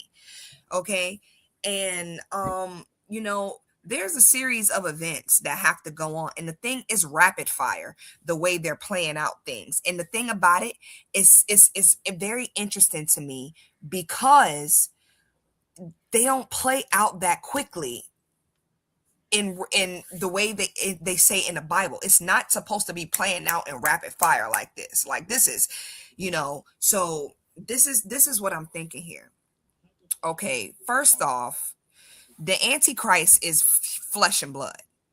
The Antichrist has to be born. Okay. Now, the Bible don't go into super detail in regards to the Antichrist. I'm gonna be completely honest. As a matter of fact, hold on. We know for sure he is flesh and blood. And actually, a couple of people in the past, like centuries ago, have quote unquote prophesied the Antichrist and have assumed that certain people were the Antichrist. Like they named a couple of people. They said fucking Hitler was the Hitler, Antichrist. yeah. Yeah, they said fucking I think it was either Mussolini or Stalin. One of them were the Antichrist. Like everybody's the fucking Antichrist. Okay, but no. The thing I love about the Bible is not just a book. It's for people like me who are nerds. It's like a cipher. It's like a lot of codes and messages and things that you have to really look and pay attention to and reference other books, and everything is a message, and everything is just, it's crazy if you really pay attention to it. So, there are a lot of things that have to take place. So my thing is, like, look at all the weird, fucking crazy, creepy ass, disgusting shit that they're doing in the Epstein files, or that people are alleging. Child sacrifice, consuming human flesh. Well, you heard what Putin said, right? Molesting children. Yeah. Like, this is all demonic in nature. And then you heard about in the Epstein files how they have this quote unquote place where they just, molest kids, and they have the babies, and then they whatever to the babies, or whatever the case may be. You know what I think they're doing? I think they're trying to find or breed the fucking Antichrist. Right. Well, none of that sounds crazy. Okay. But let me tell, but hold on. There's more. But wait. Okay. So whether or not they have succeeded, I don't have that information. If God bless me with that knowledge, I'll be sure to share it here on Sport Plus Live Friday nights. Talking shit. Talking ish. You know what but you know. No, okay. I know. But since we've gotten serious, we've lost. No, it's not serious. It's not serious. No, it is serious. But you're missing what I'm saying. Since we've gotten serious, we've lost so many viewers. But it's okay. I don't care. I don't care, because y'all know I that's why. Also Brandon didn't tell y'all, but I'm also going to be chiming in on a little podcast situation, because I like to do these kind of talks. And I know, Brandon, you guys like to stick into your sports lane and stuff. I know you guys talk about other stuff too, but I like to dive deep into these kind of topics. So we do. I just save those for Friday nights. I save those for Friday nights because, for one, Monday I'm not going to be on this long because of school nights. And I do want, there is a certain shows I do want to stick to the sports lane at most, which would be Monday's show, and then of course the post-game show, but that only goes for half of the year. But on Friday nights, we better fucking rap. I'm sorry. Go ahead. Okay. But see, the thing is, it's like people make it into like this whole terrifying thing. And I'm gonna be honest. If we speak of God and you get terrified, that You means got you need to issues. get yourself right. I mean, you got issues. Yeah. Because first off, that's the guy. One of the most common phrases found in the Bible, that's found all throughout the Bible, is like "have no fear." Have no fear. That's That what I be is one trying of to the tell. most That's what I be common trying to tell phrases your in the ass. Bible. That's what I be trying to tell your ass. First of Have no all, fear. I ain't never scared. Okay, Nigga, I'm just please. overly aware. Okay. Okay. All right. So all Okay. I'm saying is, but let me tell you what the play is. See, these niggas think they slick, but I done caught on to their asses. Okay. So let me tell you what the play. Yeah, I'm on to y'all asses. Okay. Pause. So Pause.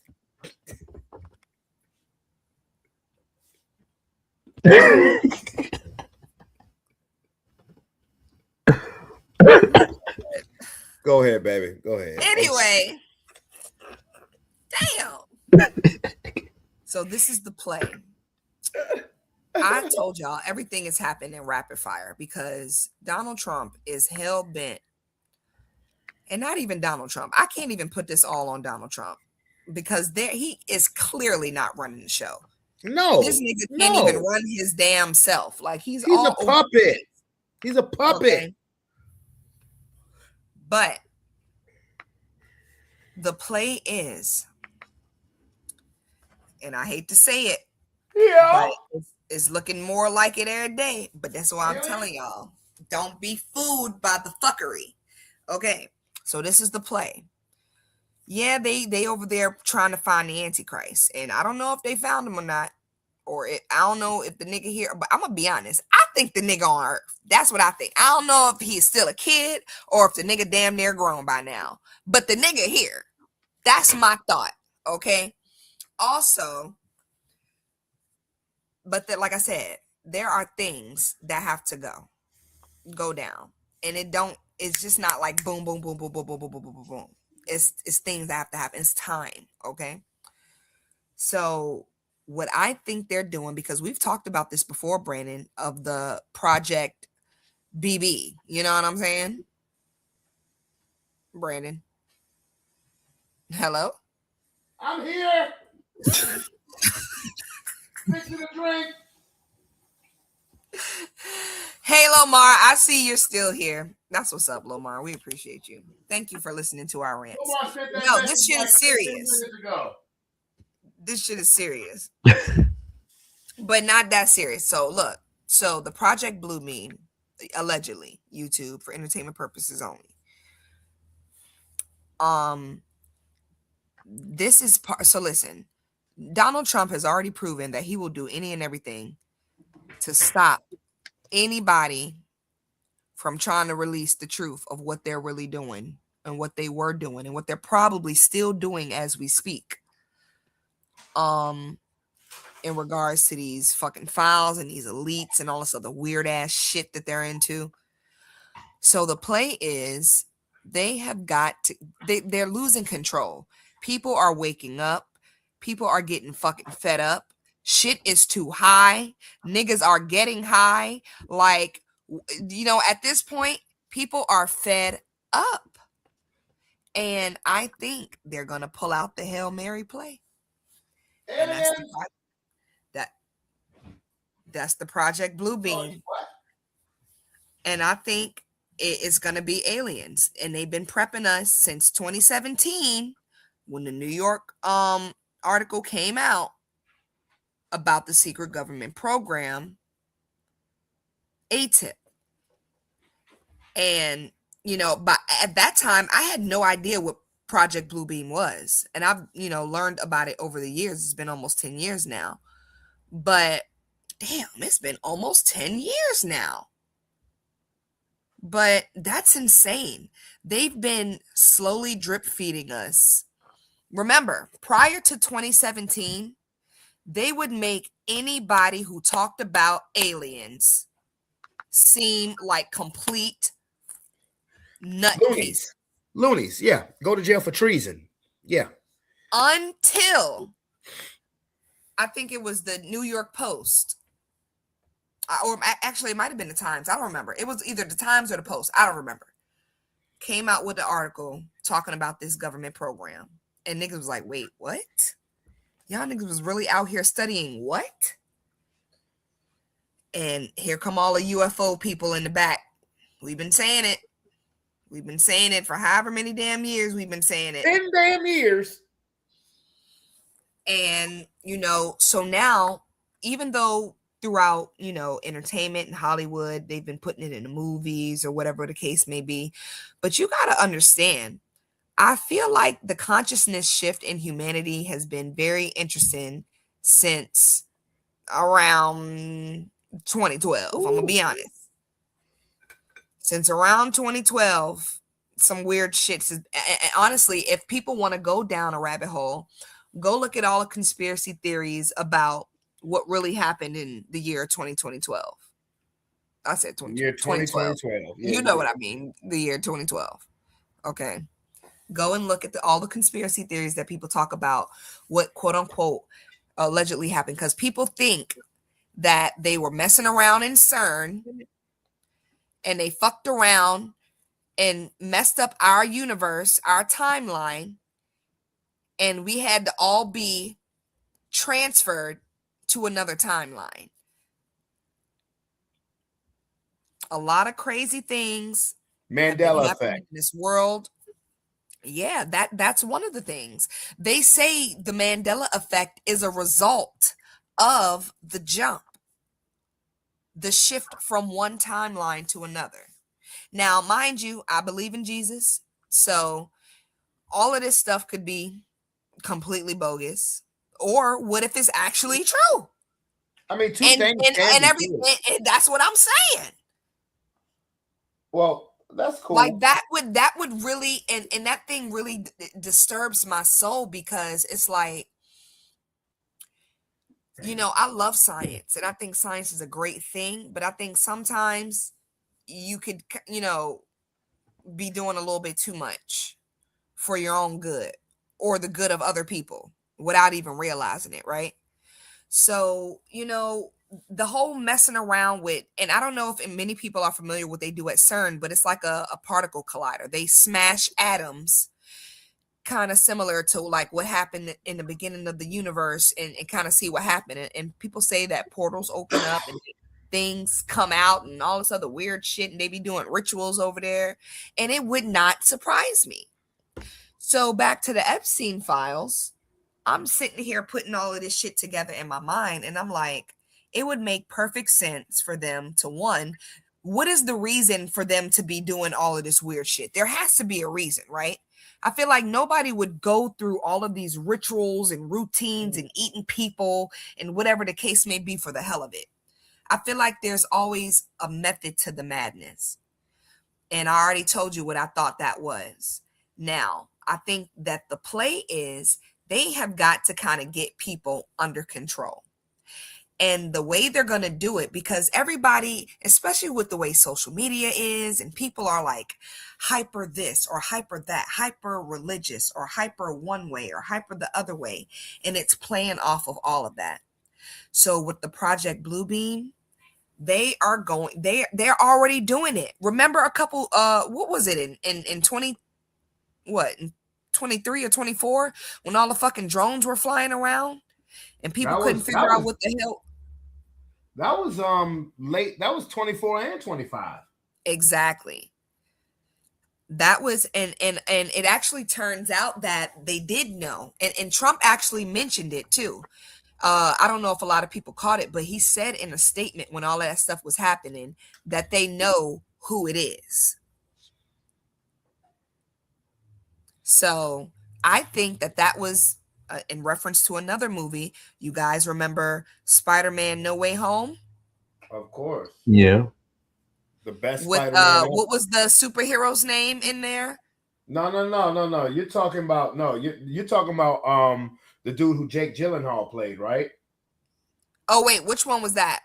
That was the one before No Way. No Way Home was with the 3 different Spider-Man. Oh no, yeah, definitely the one You before mean that. you mean Which one Far was From it? Home? Far From Home. Far That's From what Home, I yeah. meant. Yes. Yeah. Far From Home. That's what it's given. You know how like they simulated all of those images and creatures with the Yeah. drones, and Yeah. that's what it's given. When I was thinking, I was like, yeah, it could be aliens, but everybody keep calling them drones. And I'm like, well, why the fuck would they be flying drones all over the East Coast like this? Like, what the hell is going on? And so I'm like putting it together, thinking about Project Bluebeam with all this AI technology we got now.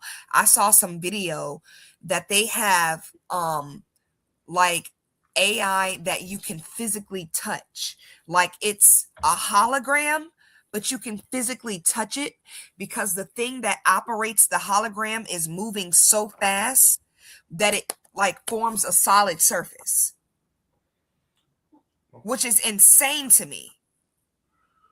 Well, I mean, they got AI robots having babies, so that doesn't really surprise me. I'm not even trying. No, I'm not even I trying to didn't be read that funny. article. I'm sorry, I missed that article. I'm not even trying to be funny, but they have AI robots having babies. But So it's that like you gotta people, maybe it's just me because my brain is always going, you should have took the 3. Oh, they got a foul call. my brain All is right. always Well, going. I just think like maybe that's kind of hey, like Alicia. where they're going. Hey, Leash. Alicia said that like 6 minutes ago. I didn't know because I was. Oh, okay. Yeah, I was listening. I don't know. So all I'm saying to say is they're basically they're bringing out the aliens, people. I did a Dr. Umar, and I could have made a long story short, and I didn't, but I got in Yeah, my you did. feelings, and I really wanted to share it because I really did the research. Okay, so now I understand why Dr. Umar did because he think he be doing the research. Okay, Yeah. All so right. okay, I get you, Dr. Umar, but no, seriously, they're gonna try to pull the banana in the tailpipe, and y'all niggas fell for it once before. Do not fall for it again. Okay. I Okay. promise you, if aliens come in 2026 in the form of Jesus, it ain't Jesus. I promise you, it's not Jesus. But I do think it's gonna be aliens. Aliens are coming in 2026. They're gonna do some weird AI shit. They've already done it. As a matter of fact, the United States did a psyop in a foreign country using well they were making it like alien abductions and invasions, and they were using like real actual people as extraterrestrials, but they were like deforming their bodies and stuff to make them look like creatures just to see the effects that it had on the people in the population. And yeah, so that's the play. So you heard it here first. If aliens are here in 2026, don't say I didn't tell you. It's gonna be like fucking District 9 in this bitch. They just gonna hover. Just be sitting there for days. Aliens been here since 1926. But let me continue with the video. Wait a minute. I didn't even know we were still playing this damn video. The video was not over. You've been going on for 25 minutes. The video still has like 5 minutes left.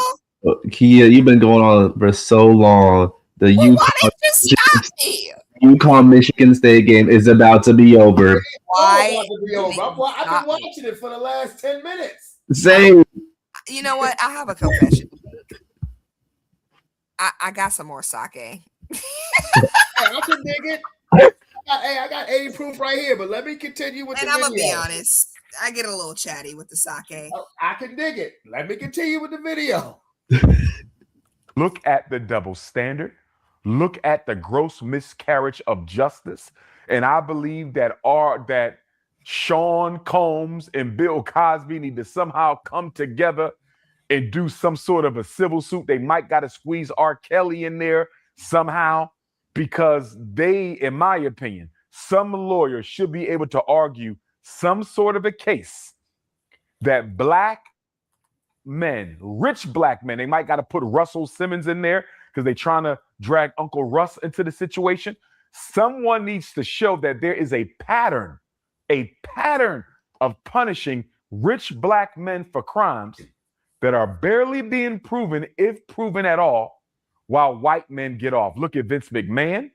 Vince McMahon was accused of crimes worse than Puff. Vince McMahon ain't been to jail yet, Art. He ain't been to jail yet. You know why? Because him and his wife gave Donald Trump a $25 million campaign contribution year before last. And he had more egregious crimes than Puff. And who else? Mike Jeffries, who was arrested the same month Puff was arrested. Mike Jeffries of Abercrombie and Finch, he has 16 counts against him. 16 count federal indictment. Puffy only had 3. But guess what? They gave Mike Jeffries a $10 million bail, let him go on home, and they locked Puffy up with no bail, claiming Puffy was too dangerous. Well, if Puffy was too dangerous to be free, Mike Jeffries was too dangerous to be free, and we know Vince McMahon was too dangerous to be free. I believe that the black celebrities who are constantly being accused of sexual abuse and assault, they need to come together, because this is clearly showing a double standard between rich black men and rich white men. Yeah, that's just crazy to me, man. She won 19.2 million all these decades later. That's crazy, man. 54 years. 54 years. And remember now, law is based on precedent, Art. Law is based on precedent. So if she won almost $20 million for a crime that took place 54 years ago in 1972, that automatically creates a precedent where other older white women can now come out and start accusing other older black. Like, who's going to get accused next? Think about it, Art. Think of all the women out there struggling financially. Think of all the women out there struggling financially, and they see this woman getting $19 million, Art. She was made a multi-millionaire off of an allegation from 54 years ago. You know how many other thirsty women about to come out? I think Bill Cosby gonna get hit. He gonna get hit with more lawsuits, and then other older artists are going to get hit with more lawsuits. We already talked about what was going on with Smokey Robinson, right? But you're going to get other older black celebrities. They're going to get hit with lawsuits now, because women are saying, if this woman can get 19 million off of something from 54 years ago, I can make up anything and go out of here, brother. So if you're a black man, you better date within your race. Yes, a black woman can sue you for money too, but black women are not the protected, privileged class in court that white women are. No black woman is walking away with $19 million from Bill Cosby from an allegation from 54 years ago. It is a completely different ballgame, because black women have, since the plantations, been painted as Jezebels, as sexually promiscuous beings who deserve the mistreatment that they get. And I hate to say that, because I know it's not true about my sisters, but that is the image America has out there as it relates to black women. White women don't suffer from that. So a black woman has to fight against the stereotype before she can fight to prove that she was wrong. White women don't have to fight against no stereotype. They're automatically assumed to be telling the truth before they're proven to be telling a lie.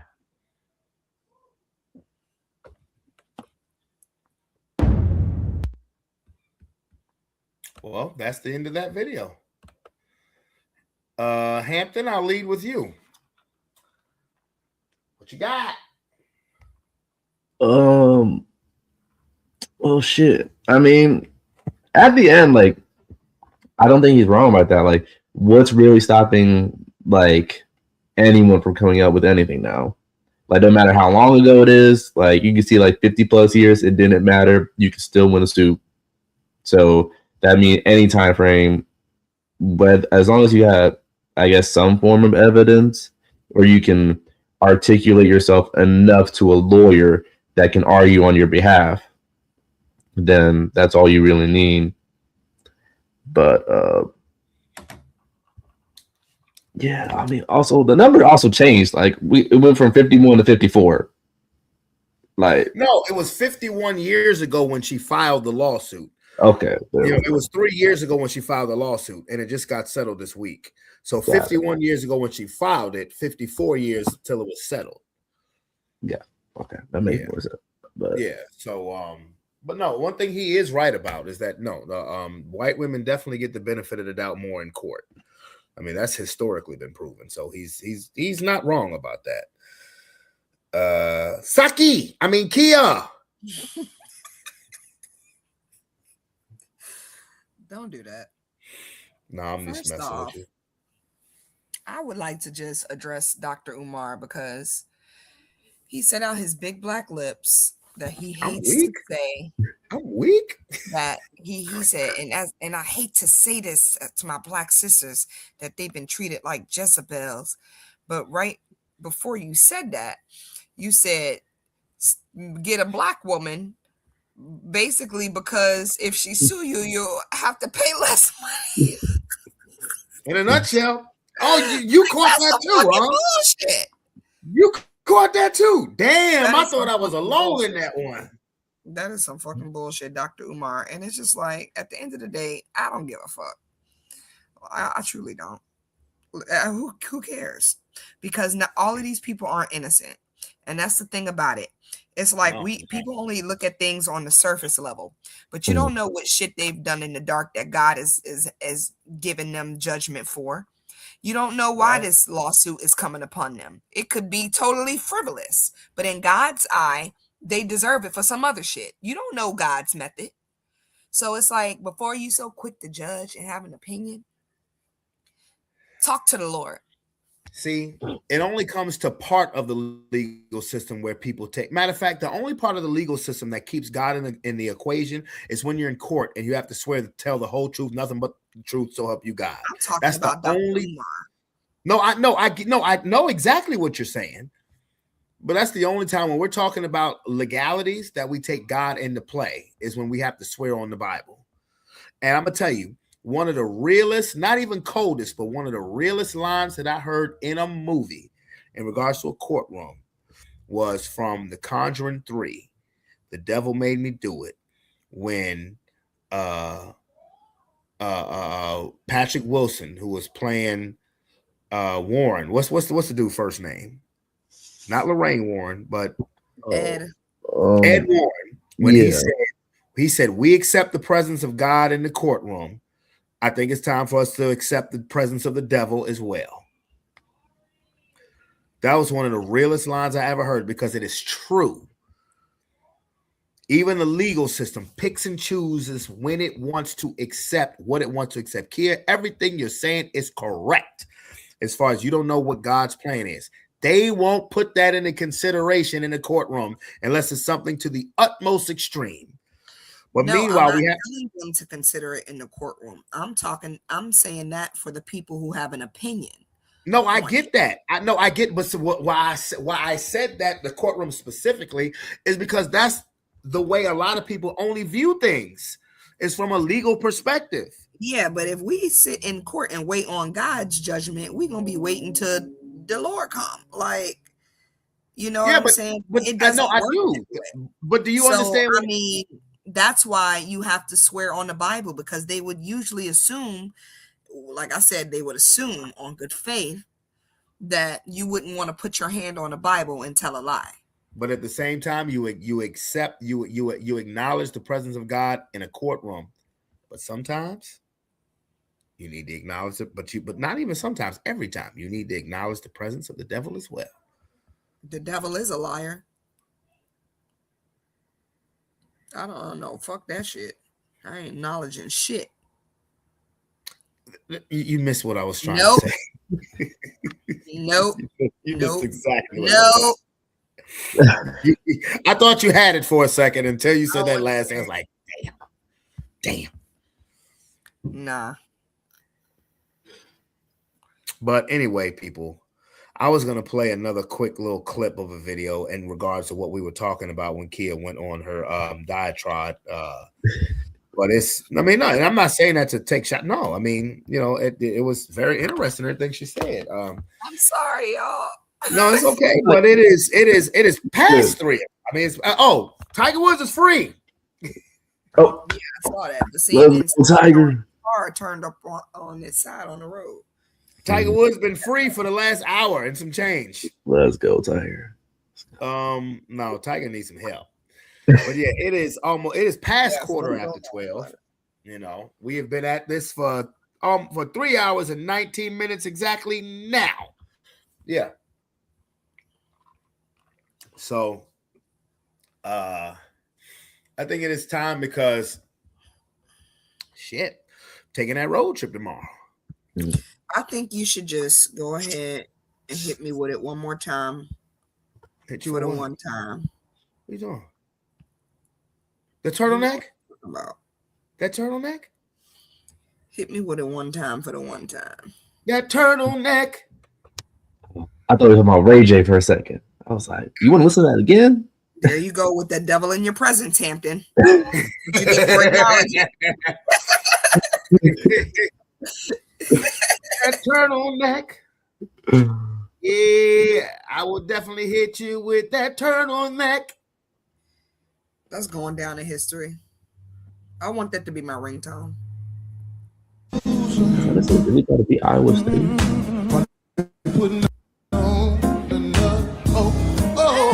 Oh, now it's the jacket with the suede lapel. You switch from the shiny, oh, you got a suede lapel. But you still got on that turtleneck.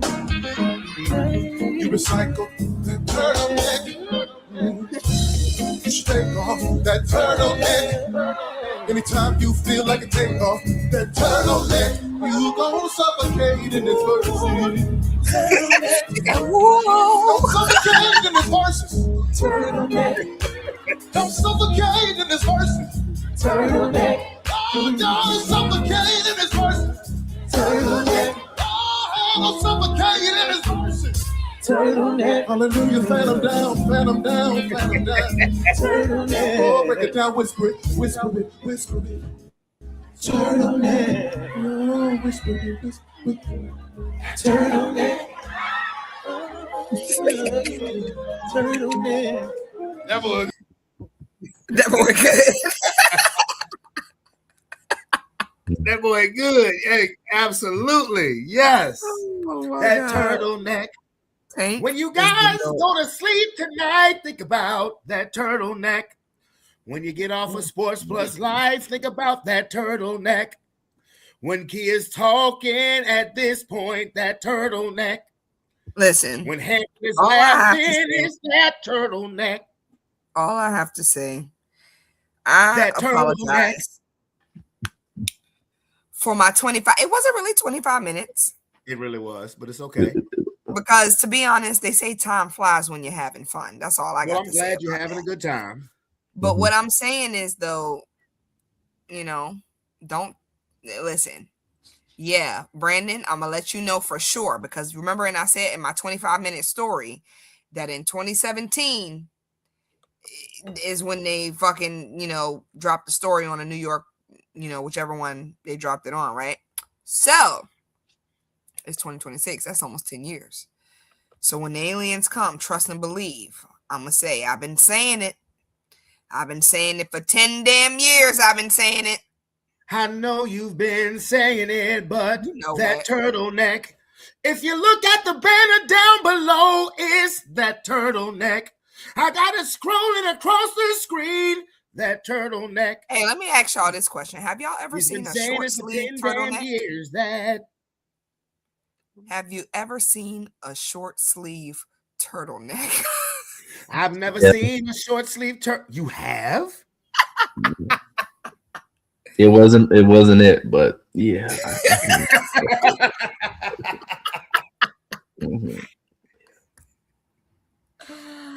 Bro. Yeah, I walked into the club. I said, "Yeah, we leaving."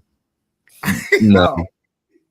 Was this in the 757 or was this in Richmond? This was in Richmond. Oh, I should know. Damn. Was it Trey Songz? That's embarrassing.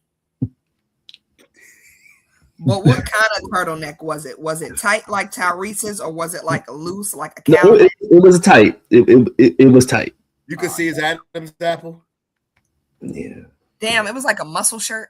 Yeah. It was a muscle neck. I've seen those. I was like, when you really came to the club, you like this the fit right here. You laid it out and everything. Like this, I'm wearing this tonight. I was also like the shirts that the surfers wear when they go diving, that cover their neck. Like a swim shirt. Yeah. Sure. That's an exercise shirt too. For sure. It really is. For sure. That was legendary though. So shout out to Tank. Definitely. Shout out to Tyrese. Definitely. That versus, honestly, it has me excited for another one. Oh yeah. If they get it right, as long as they get it right, they've gotten the last two If verses they do it right. like they did that, just keep it like, I'm gonna be honest, maybe it's just me. I don't like a ton of dudes on the stage just standing there for no reason. Like, what the Well, fuck the are you- crazy thing is, kid, is that the complex where they had it at is the same place where they had the No Limit versus Cash Money one. That's insane, because I would have never guessed Well, that. all they did was extend the stage. They just built a bigger stage because they looked at the multitude of people as far as a rap, and you're gonna have that on pretty much most rap battles. It wasn't the only rap versus since they've gone into large venues that was not like that was probably, and this wasn't even a large venue. This was a club. Was Jeezy versus Gucci, and this was like the first verses after everything was opened up. So niggas was supposed to have masks on, but the only nigga who had a mask on was Jeezy. But for rappers, you're just gonna have. I mean, okay, I take that. Dipset versus the Lox was not a big stage. Was not a big stage at all. Did they have people with them? It was the the Lox is 3 of them. Dipset, it was like 5 or 6 of them. But for the most part, no, it was just them on stage. It was a round stage because it was in Madison Square Garden, and they wanted to give everybody, that arena was actually sold out. So it was a round stage where they could go around the stage and see everybody. But like 3-6 versus Bone Thugs, stuff like that, it was the large stage, the way, it was the large stage. But I agree with you. Tank versus Tyrese was like a perfect versus, particularly from the R&B side of things. Both performers performed at an elite level. So yeah, shout out to both of them. And I would definitely love to see a versus with a real lyricist and not rappers, because let me tell you the difference. Well, Jadakiss is a lyricist. Come on now. Yeah. Well, okay, but this is my thing. To me, I feel like rappers are the ones that have to have 50 niggas on the stage with them. Lyricists, like my brother Kendrick, it could just be him, and that's just that. You know what I'm saying? So let K Dot get on the verses. We just had to find a way to Kendrick. Let's do that. K Dot versus J Cole. Let's get that going. I would love to see that. I would love to see that. I would love. Let's start putting that out on social media. Yes, I would love to see a versus K Dot versus J Cole. I would absolutely love to see that. I ain't gonna front. I ain't gonna hold you. I would love to see that. That would be a great lyricist. It really would. But see, the only thing is, now I would love to see it. The only thing is, it seems like the complex is going to be the main spot for the verses. So if that's the case, that means K Dot has home court advantage. Yeah. So that shit ain't happening. No, that doesn't mean it won't happen. No, it may happen, but it needs to be a neutral location. What I've heard is that they're supposed to be like at Virginia Beach. Well, what I've been hearing is that there's supposed to be a rematch between No Limit and Cash Money, but in New Orleans, which is no. It should have been in New Orleans. It should have been in New Orleans from the get-go. Yeah, but they already explained why it wasn't, though. I know why it wasn't, but the reason why, say that that's not going to be the same case. Because they saw the money that the first one made. The first one made stupid money. Okay, well, I hope it works out, and hopefully everybody shows up this time. Well, some people can't show up. Mystical's in jail. C-Murder's in jail. Then they gonna have to wait because don't nobody want to see that shit, and half the niggas ain't there. Well, they saw it the first time, and it was a huge success. But yeah, like nobody's gonna pay to see something we already saw. What they're gonna do the same song? But in New Orleans, if it's in New Orleans, yes. But are they going to be doing the same songs? No. The reason why they want to have it in New Orleans is because they had an hour time limit at the complex because it was 2 other events. Mind you, this is West Coast time now. They had 2 other books that they had at that venue that night. So No Limit and Cash Money just lasted for an hour. At the Superdome in New Orleans, they wouldn't have a time limit. So they would do more songs. Absolutely. Not the same songs, or they would. They would repeat them probably on do the the same album. songs, but add about 15 to 20 more per squad. I don't want to see that. You don't want to see that, but I guarantee you, the nigga, I do. No, I'm just joking. I really do want to see a K Dot and J Cole. No, I would love to see K Dot versus J Cole. That would be legendary, like for real. Hampton, you look nervous. Why every time I say that? I'm not nervous. I'm nervous for like you. you're shaking in your boots. I'm gonna tell you this right now. I'm gonna tell you this right now. It depends on what you judge the winner by, because lyrically, J. Cole is better than Kendrick. I don't give a shit about none of that. You just said lyricist though. You want lyricist. I said lyrically, J. Cole is better than Kendrick. But when it comes to hits, Kendrick got J. Cole. So it depends on what you're judging by. So he's the better artist, period. My nigga Cole went triple platinum with no features. Please stop it. Please stop it. Please stop. He is a feature. Yeah, that's not a bad thing. So you should have said that. That's not a bad thing at all. It's the sake. But anyway, 3.5 hours. So guess what, people? We bid you adieu. I will come back to you guys on Monday, even though it's spring break. I will I'll see what's happening. I'll see what's happening because it's spring break. I may decide to take a spring break at least until Friday, but we'll see. We'll see. You know what I'm saying? It's a lot of stuff going on next week. The Mario movie comes out next week. You know, got plans for these kids. You heard me?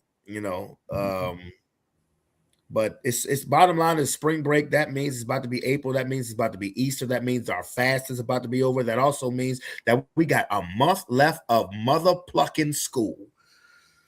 Praise the Lord. Yes, we got so real talk. So again, I will give thanks and praise to the Almighty Heavenly Father for everything that He has blessed me and mine with, my family, my friends, my kids, my coworkers. Thank you, Lord, for everything you have blessed us with. But Lord, I tell you what, I cannot wait until the end of May for the school year to be over with. Even though I will be working summer school, I will be just glad when the school year is over with, because these teachers need a break, these students need a break, these drivers need a break. And you know what? But again, I will remain grateful and thankful for every blessing you have that you have bestowed upon me and my family. I thank you for my children. I thank you for their mother. I thank you for my little brother Hampton on here. I thank you for everybody who was listening, who is not listening. Thank you. Thank you. And I pray that we have a blessed trip tomorrow. And yes, I'm praying while I am influenced with 80 proof, but that doesn't change anything, because when I'm with my 80 proof, I am speaking my truth. Heavenly Father. All right. Well, God bless you. Amen.